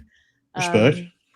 And that's why I like Anna Camp's performance, because she was believable. And I liked the back chat she gave to Marco as well. Yeah, that was funny. Shut up. I thought that was some of like Ethan Embry's better acting moments too, where he's like in the background, like doing this whole like kind of thing. And yeah, I like how she was like doing the whole like crying crazy kind of thing too. Like she's like, I'm kind of like crying while I'm like doing this, you know, like there's this like she, you know, her makeup's all runny and she's just like completely like, you know, free to be herself. I like when she mocks Sidney too, and she's like, oh yeah. I like that. Like I dig all that. The step over Mark's body, excuse me. Yeah. That's pretty funny too.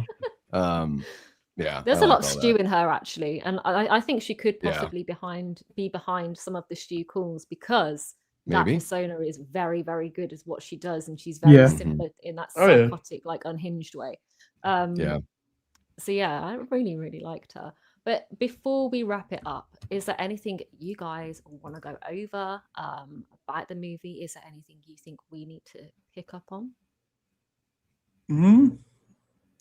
There's got to be something. Did we? Just go away.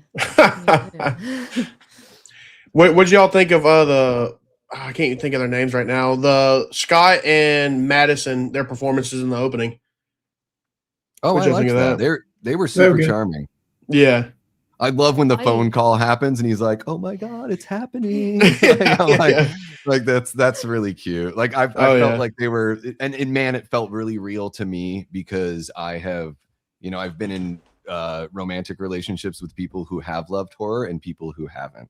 Yeah, and that was it just reeked of that. Like, you're dragging your girlfriend to something that like she's just throwing you a bone. You're like, all right, yeah.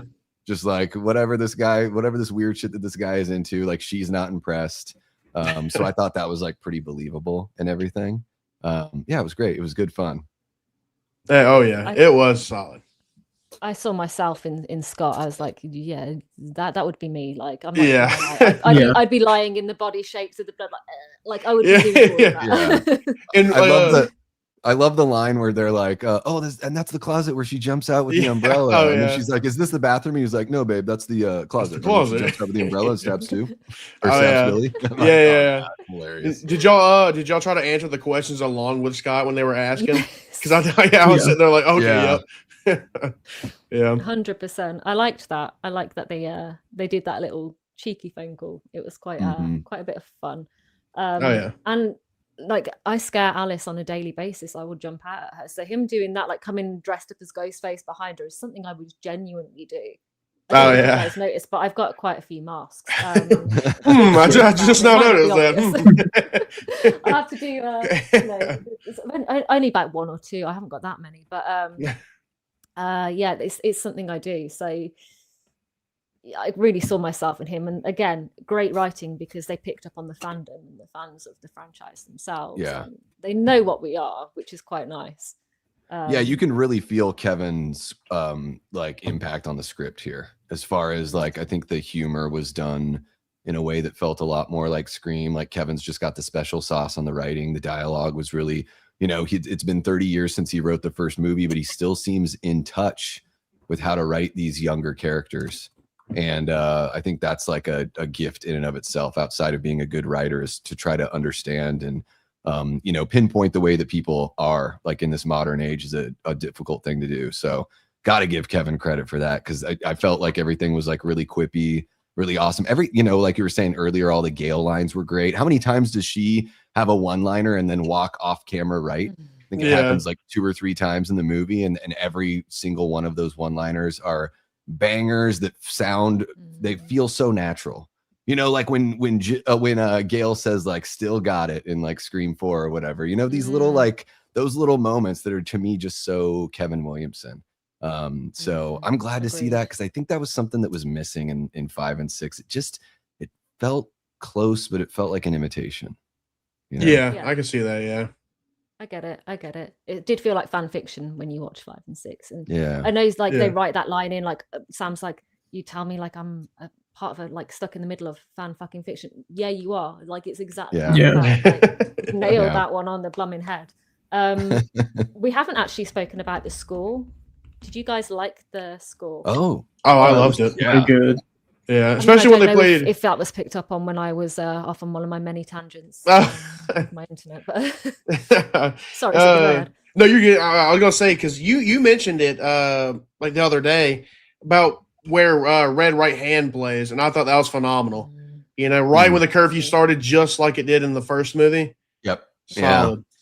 Yeah. It was great. It didn't feel wasted. The score was great. I love the little I don't know what the piece of music is called, but like the vocal chorus, like the chanting that they do while the Paramount logo comes up. Is that Sidney's Lament? Sidney's Lament. Yeah. Okay. So I love that little thing. It reminded me of the way in the old school Friday the 13th, they would show the Paramount logo and you get the KKK. Oh, yeah. So I was like, oh, that's cool that Paramount's doing that thing where they're giving us their they're giving us the little chime, the franchise's chime to like start things out. I really dug that. And yeah, I think Beltrami's really good. I love strings in horror movies. Like, nothing against synthwave. I think it works for a lot of horror movies, but in this kind of movie, like, I love the classic feel of an orchestra for sure. Agreed. Oh, yeah. And they reused like bits and pieces from different movies as well, like Scream 3, and you could really feel the Scream 3 atmosphere in this movie. Like, you could tell, like, Scream 5 tried to copy Scream 1, Scream 6 tried to copy Scream 2, Scream 7's like doing the same with Scream 3, and I can really tell that was what they were aiming for in a way. And I think a lot of people have missed that point, and that's where some bad reviews are coming in, because they're not quite grasping that. But yeah, they're not seeing all the connections. There's connective tissue there that I think people were missing. I mean, I even missed it until you said it in my chat yesterday, because I hadn't really thought about the voice changer from 3 being like the AI in this movie. But I'm like, oh, that is that's a very accurate parallel there. And then also just sort of I mean, Randy predicts that it's going to be somebody from the past. It's going to change everything and all that. We didn't really get the somebody from a past thing, but we did get with the killers. It was just something that was something you're not going to see coming, whereas Scream 3 was kind of like something you're not going to see coming. No one anticipated it was going to be Sidney's half brother, and a solo killer to boot, both of those things. So I can definitely see the parallels more now that you brought it up, Em, but I totally missed those. I think the way with the AI as well, it's not just the voice changer that it's picking up on, because Sidney's seeing people from the past. Like, she had the same thing with her mom on set when her mom, like, it was supposed to be Maureen in the body bag, like standing up. It's that kind of thing, and people are completely missing out on that. And it's that's like, true. You can really see the connective, like you said, the connective tissue. You can really see how it's all connected and how they're doing things like just to reference other movies, and there's a certain pattern. And I think once you actually get to understand that, you probably would appreciate the movie a bit more. In my personal opinion, I might be wrong. People might be like, "Fuck off, Em, you're talking absolute bullshit and out your arsehole." But it is what it is. But yeah, I really loved the score. I loved the theme of it. The needle drops I thought were pretty good too, even though I don't know anything about modern music. The needle drops during the movie, whatever that song is at the beginning of the credits, That's like, I don't even know if that's, I don't know what the hell that is. It doesn't sound like music to me. It's like a beat with a bunch of auto tune. Is that trap music? Is that what that is? It was a rap song. It's on the soundtrack, but I'll be real, I don't like that type of rap either. Is that Don Tolliver guy that I have no idea who he is, but apparently people were like, Don Tolliver? Creeping. Like, that's the one that's creeping on you. That is really fucking dreadful shit. But I liked I liked the songs that they dropped during the movie, and I really liked how they used it and they incorporated it into the movie. Like Tatum takes her one earphone out, and you still kind of hear it, and then she takes it out and it cuts. Just little creative ways of working in the modern music. Scream has always done modern music. They don't need to keep on putting in bands that like fit my generation. I like that the music has grown up with the years that the movies are coming out. So I think that's appropriate. And at least we didn't get Ice Nine Kills in the middle of the movie. At least I didn't hear it, because I was so happy about that. I didn't hear them watch during my TV cinema going experiences. They made me watch that video, but at the fan event, I'm sitting there and they made everyone watch that video, and I'm just like, no, I'll be real. It's so much better than the songs that they've released in the last 2 years. But it's still like a mid song compared to like other like modern metal bands. Like, I know I'm bumming out right now, but it's one of these weird things where I'm like, this is just whatever. It doesn't matter. The lyrics don't have to be about the movie, but it is like a song about like a toxic love relationship. It's kind of weird. Like, I'm just like, how does that fit the movie? But whatever. Whatever. Yeah, I get it. As long as the singer for a band is declared hot, the band can be mid as fuck, and the band will be no, I'll be real. Spencer Chalmers has the biggest ego out of like any band I think in history. I can clearly tell with that band that it is more about the image, and the people are more attracted to that than they are the music. That's for sure. Yeah. Cottonmouth Kings, that gets played when Randy gets killed. Is that the song? Yeah. Like they're walking by with the boombox or whatever. I'm just being a dick now. I'm so sorry. Good old Cottonmouth. But yeah, no, I agree. I was actually listening to that song earlier, Barry. So I do agree with you. But I think Barry. So I'll say this: the one that can beat that, and it's just because I'm a fucking third wave ska fan, is Less Than Jake covering the Partridge Family. Like when I saw Scream, like I was a huge Less Than Jake was one of the first like third wave ska bands I ever like. Had a friend show me when I was, I got into punk in like 94, and this is like a few years later, and they showed me Pezcore. By the way, if you haven't listened to Less Than Jake, oh my God, it's so good. But at the end of Scream 2, when it ended, and that song is the very first song, I'm like, I couldn't believe it. I was in the theater thinking, I feel so seen. People didn't say that in 1997. But I was like, they're playing Less Than Jake right when the credits hit. This is amazing for us little punker kids, I love Less Than Jake. And that is probably my favorite Less Than Jake song as well. They do great covers. They did a whole Grease cover album where they do like 8 of the songs from Grease. It's silly, but it's just like, it's great. Yeah. I do love them. But yeah, I think soundtrack was solid. I think music's solid for this one. Posters have been great. There's not one that I don't like, if I'm perfectly honest with you. So what? I think one thing we haven't. I know you're trying to leave. I know you're trying. No, I'm not. I'm actually genuinely not. To be honest, I'm really enjoying myself. Do we want to talk a little bit about like where we think the next movie could go, or where we want it to go, or maybe both? I did entice you all with saying that we were going to do that. It slipped my mind. You did. You're not that old, see? You still have a bit of a memory. So Davey, you can start that one off if you want, mate. Yeah, I mean, I think obviously it seems like we're gonna get an 8. I don't think it's been officially greenlit, but I know they're like working on it in the background. I think we're gonna get it really quick. They did like a year turnaround between like 5 and 6. I don't know if it'll be that quick, but I think it'll be pretty quick because they'll want to get everyone on contract and like get this thing rolling. I kind of want to see more of the Agent of Chaos thing from our Ghostface, like a extension of Cult of Stu, maybe as a response to the way some people are reacting to this movie. I wouldn't even mind, like I had this weird thought. I put up a poll in my stream yesterday, and it just occurred to me when I created the poll. I was like, what about like a Sidney Tatum road trip? Like Tatum's going to go to college and they're like visiting schools or something. and there's a Ghostface attack while they are kind of isolated away from home, you know. If we're going to get Sidney back, I'm like, that's another way to do something a little bit different. I always want bigger swings than what they're going to give us. So I think they're always going to be a little bit safer than like what I'm going to predict. But I don't know. I feel like 8, we would still have, like you were saying, Gale and Sidney would still be there. There's still, it feels like there needs to be another movie to fully let the baton go. You know, like Scream 7, she reaches the baton out, and Scream 8 will be there both holding on to the baton during the relay race. And then in the next one, we would get the one where Isabel May is truly like the star. You know, that's kind of what I'm thinking. It'll be interesting. I don't know. Yeah. It'll be interesting to see how they respond to the criticism and if that shakes the tree at all, or if Kevin Williamson just comes out brasher than ever before. I do want Kevin to come back and write the whole thing and direct it again, because I thought he did a really good job. No shared writing credits this time. We got for sure. You could really tell in like 7 when it was something that Kevin had rewritten in the script, and it was just something from the original script, at least dialogue wise.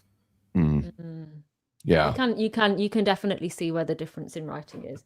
And I think, to Kevin Williamson's credit, that's a good thing, because it shows that there is still that magic there and still that originality that Kevin has that can't be beaten, no matter how hard and no matter how many love letters writers will put together for Wes Craven. There's nobody who's going to be quite like Kevin Williamson to do it. It's his baby. So I think we're going to have another 2 movies. I think it will be another sort of Sidney, not heavy, but like not Scream 5, sort of like mid sort of tier Sidney movie with Tatum, and then we're going to have one that's just solely focusing on Tatum. I really think that's where it's going to go. I'm hoping that these ridiculous Rotten Tomatoes scores are not going to stop any future developments. Well, man, the money is there. Barry had said it's the seventh highest ranking. If the projected 64.1 million is true, then Barry had said it's the 7th highest ranking opening for a horror movie ever. And it's already looks like it's 97 million worldwide. Yeah. So that's huge. It's and I think it's going to do well. I don't know if I would imagine it's got to be number 1 after this weekend. I bet you it holds on to it for one more. Why wouldn't it hold on to it for one more? What's coming out next week that would dethrone it? And a lot of us that have enjoyed the movie we've already watched it twice. We're already talking about seeing it again. Like, people are going to go back and see this movie multiple times. I'll probably go back a 3rd time. I'm not going to lie. I will too. I want to see it in the Dolby, because I think Dolby is the best way to watch a movie, to be completely immersed in the sound. So I'm going to go back and see it a 3rd time at least. Yeah. What about you two? Where do you think it's going to go? I don't know where. So I agree. I think they're going to set up like a new trilogy from Scream 7, till 9, and I think it's going to be slowly the passing of the torch to Tatum as well. I do think that's the route they're going to go, because as much as I love Neve Campbell, she can't do it forever. And like how we just talked about, money talks. So it's going to be one of those things where they probably just keep making the films. And I can see them eventually making Tatum be the ultimate final girl. And I don't really know how it would work, as I just want Sidney to survive. I think she deserves her happy ending at the end. But it's like, if you're going to let Tatum be the final girl, then, what has to happen to Sidney for her not to try and help her daughter out? Yeah. So it's like, you got to make that work plot wise, because I just don't want her to die, because, she's been through all this now. It is true. I'm down for open and fresh things. If they want to take out Gale in either Scream 8 or 9, I think that could be nice. You know what I mean? As long as it's done properly within the story, not just like a cheap cash grab as like a boom, look, they really went there type thing, right? Make it worth it. Yeah, no, I agree. Shay, what you thinking? I agree with you guys as well, but honestly, I do think they shouldn't make too many more movies, because people are already, I don't think this, but people were bitching online already before 7 even came out that they've made too many already. To be fair, Halloween has like what 14 and Friday the 13th has 12. They're only at number 7. Like maybe stop around like the 9 or 10 mark. Like maybe have 9 be like the big finale kind of thing, because that's what this was kind of marketed as. But you know then it wasn't. So you know it's made loads of money. We're gonna get another one.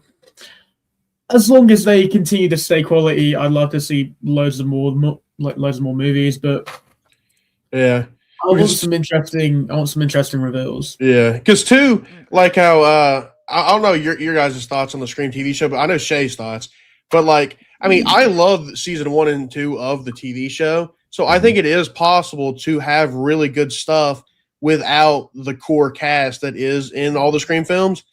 So like, I think it is possible. They just got to do it story wise, well, in my opinion. Yeah, I think I agree.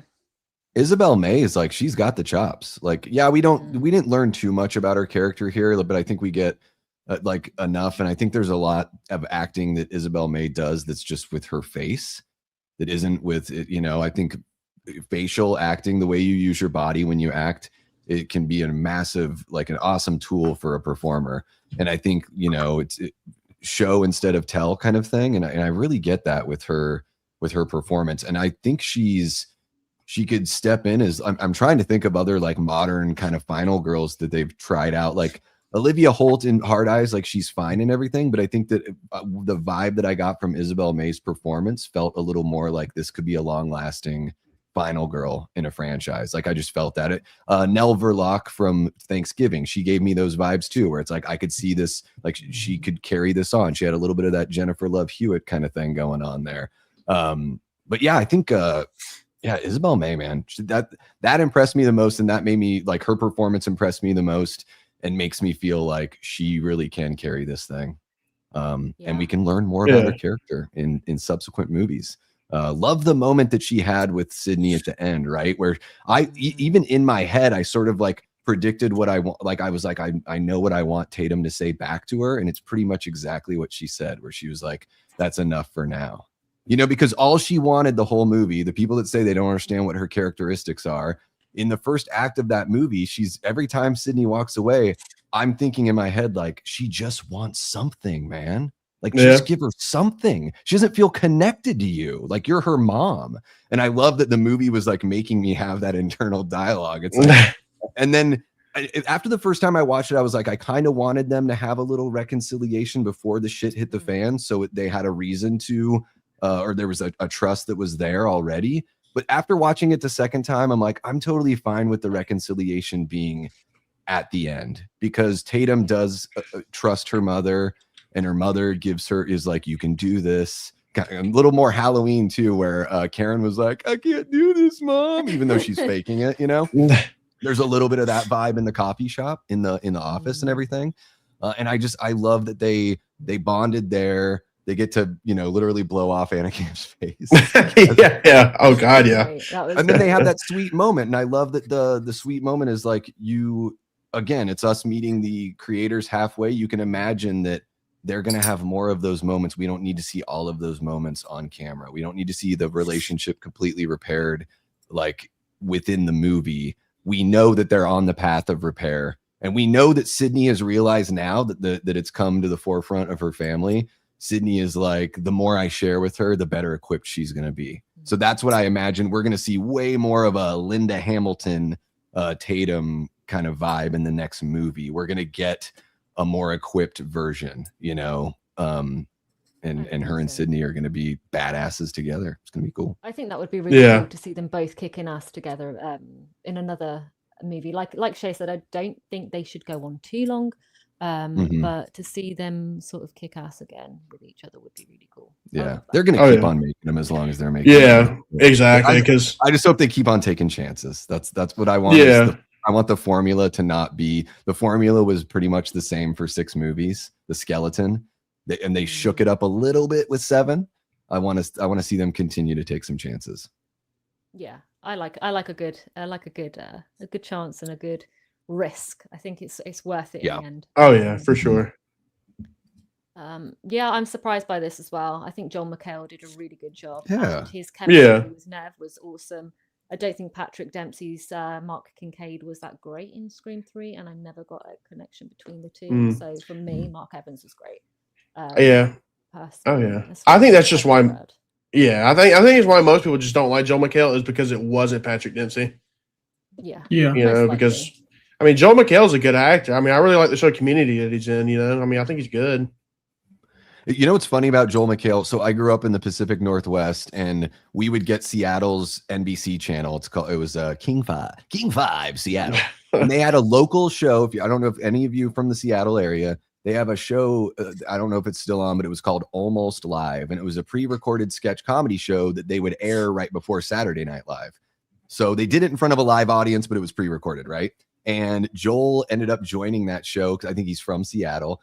So I started watching Joel McHale on TV. He was probably like 19 or 20. Wow. This is like mid to late 90s. So it was all, you know, and then I saw him on Talk Soup, and I'm like, oh my God, it's the guy from Almost Live. And his career is just like ticky, just like flown up. But I just remember seeing him as the handsome young kid that just seemed like he had just started stand-up and became a cast member on the show. So kind of wild to see like the way his whole thing is played out. And by the way, I do want one criticism that I did not mention. I know I just keep on going on. No, you're fine. How come the cops don't care about where their chief of police is during the? Same old crap, innit? Well, they're not even like trying to radio the guy, maybe think to go to his house when you don't get him on the radio. Where did the cops did they think that the curfew was for them as well? Oh yeah. Like Ghostface is just like, sauntering around downtown Pine Grove, and it's like the cops should be patrolling. It seems like a small town. The cops should be patrolling the main areas. Come on, right? The cops should be around Sidney's house. Yeah. Oh yeah. And two. So that's a legit criticism. Where are the cops? Because there's even that scene like in the street when Ben gets killed, she pushes him into the glass and the alarm goes off. Yeah. And that's supposed to call the cops. The cops supposed to be alerted when that happens. So it's like, no one showed up. Well, and even Gale tells Mark Consuelos to call the cops. So it's like, This is just saying I live in a similar town and we have one chief of police and one other cop, and they are never around. But if a psycho killer was trying to kill the chief's family, they would probably like try a little bit harder. Another one too is, hey guys, these cops should have watched Black Christmas. Always check the attic. It doesn't count as sweeping the house if you don't check the attic. No, that's not sweeping the house. And then also I would, as the chief of police, I would have been like, okay, so you guys, one of you upstairs, one of you downstairs until my daughter and wife are out of the house safe. But whatever, it's a movie. It wouldn't have happened. Makes for better writing, doesn't it, I guess? No, the movie wouldn't have happened. I'm totally fine with it. It's just one of those things where I'm like, she's like, Chief, we'll make it really quick. No, don't make it quick. Make it thorough. Thank you. Yeah. No, agreed. I definitely do agree with that. Yeah, could you imagine though if they did check the attic? So, there's someone chilling up here. Somebody just gets like pulled up into the attic. You can see like these feet and the shoes fall off or something. Carl, what are you doing up here? It'd just be like one of those like mad movies. I'd love it. Have you guys ever seen Hot Shots? Have you guys seen that movie? That sounds familiar, but I don't think so. It's like a parody of Top Gun from the 90s with Charlie Sheen. Anyways, there's a character that's like, his nickname is Dead Meat, and the whole joke is like, that he's going to be like the goose from Top Gun. He's going to be the guy that gets killed, right? He's like, everyone calls me Dead Meat, and I don't understand.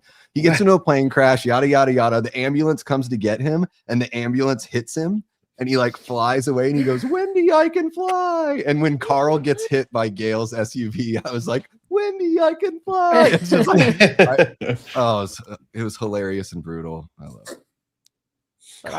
That's what you got to expect. And I loved that scene. I think that we need a few more scenes from Gale like that, where it's just, I don't know, I like the goofiness of it all. Yeah. I am going to start wrapping up. Do you guys want to just let everybody know where they can find you and what you guys have coming up next? Shay, let's start with you. You can find me at Shay Rants on pretty much everything, except for a few platforms I just don't use. I just released a new video like an hour and 20 minutes ago now, and we're sipping in it, so check them out. Thank you. Awesome. Sipping, what about you? So Sipping Ice, pretty much on everything as well. Sipping Ice on YouTube, Sipping_Ice, Instagram, Letterbox, all that jazz. Got a fun little video coming up where I take a non-horror fan to see if Scream is predictable or not. So I got that cooking up. Oh, sweet. Oh, nice. That sounds good. Davey, what about you? What you got coming up? Where can we find you? So yeah, you can find me. It's really easy. Just Davey Death Ray. All the platforms you can find me there. Same thing, Letterboxd. I hardly use Twitter because no one cares about anything I say on there. So it's mostly YouTube, doing reviews on Letterboxd, and I have a Discord, which is really fun to hang out in and all that kind of stuff.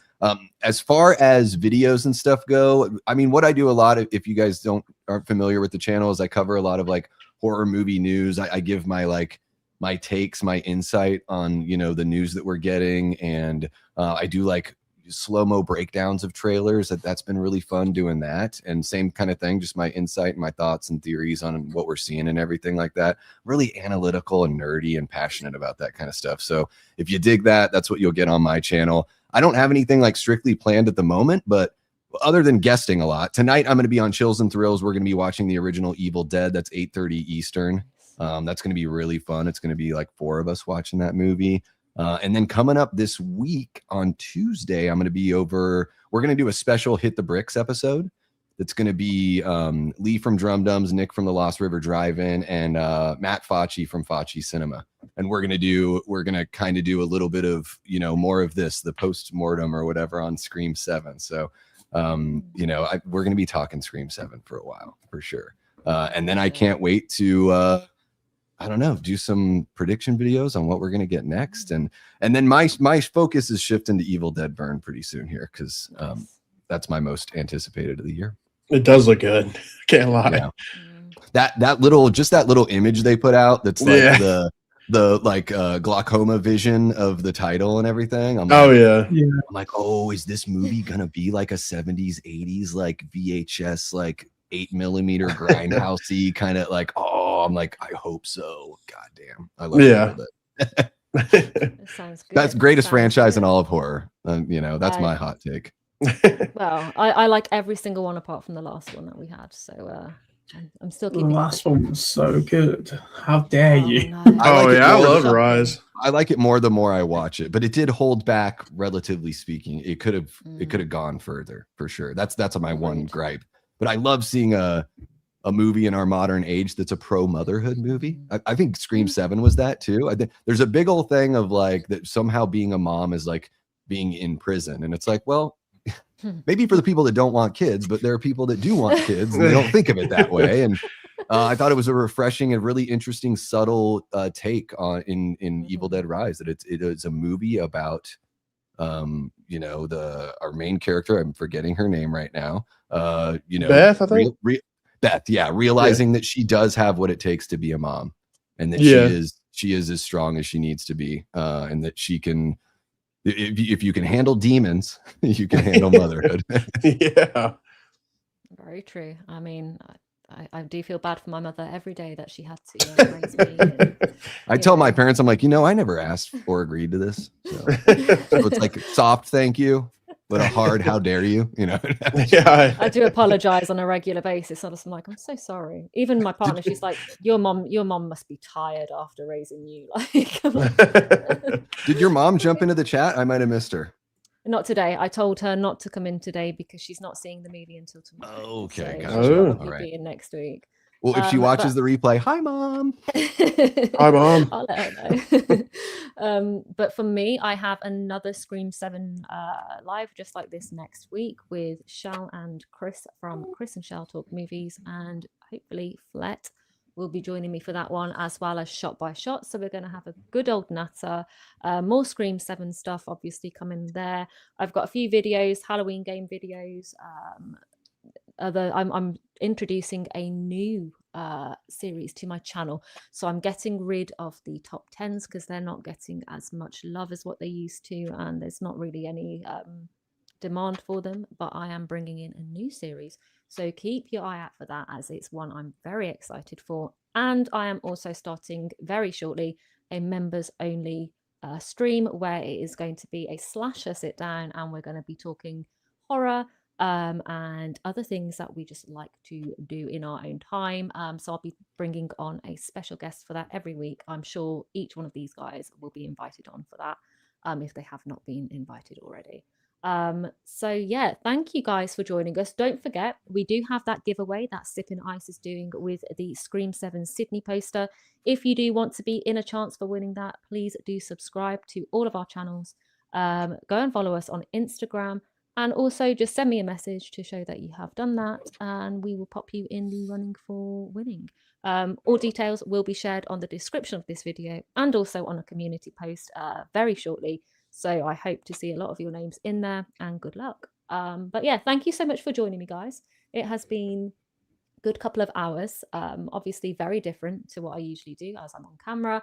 But I've really, really enjoyed it. So thank you guys for being here with me. And yeah, have a good evening, everybody, and take care. Thanks, Sam. Take care.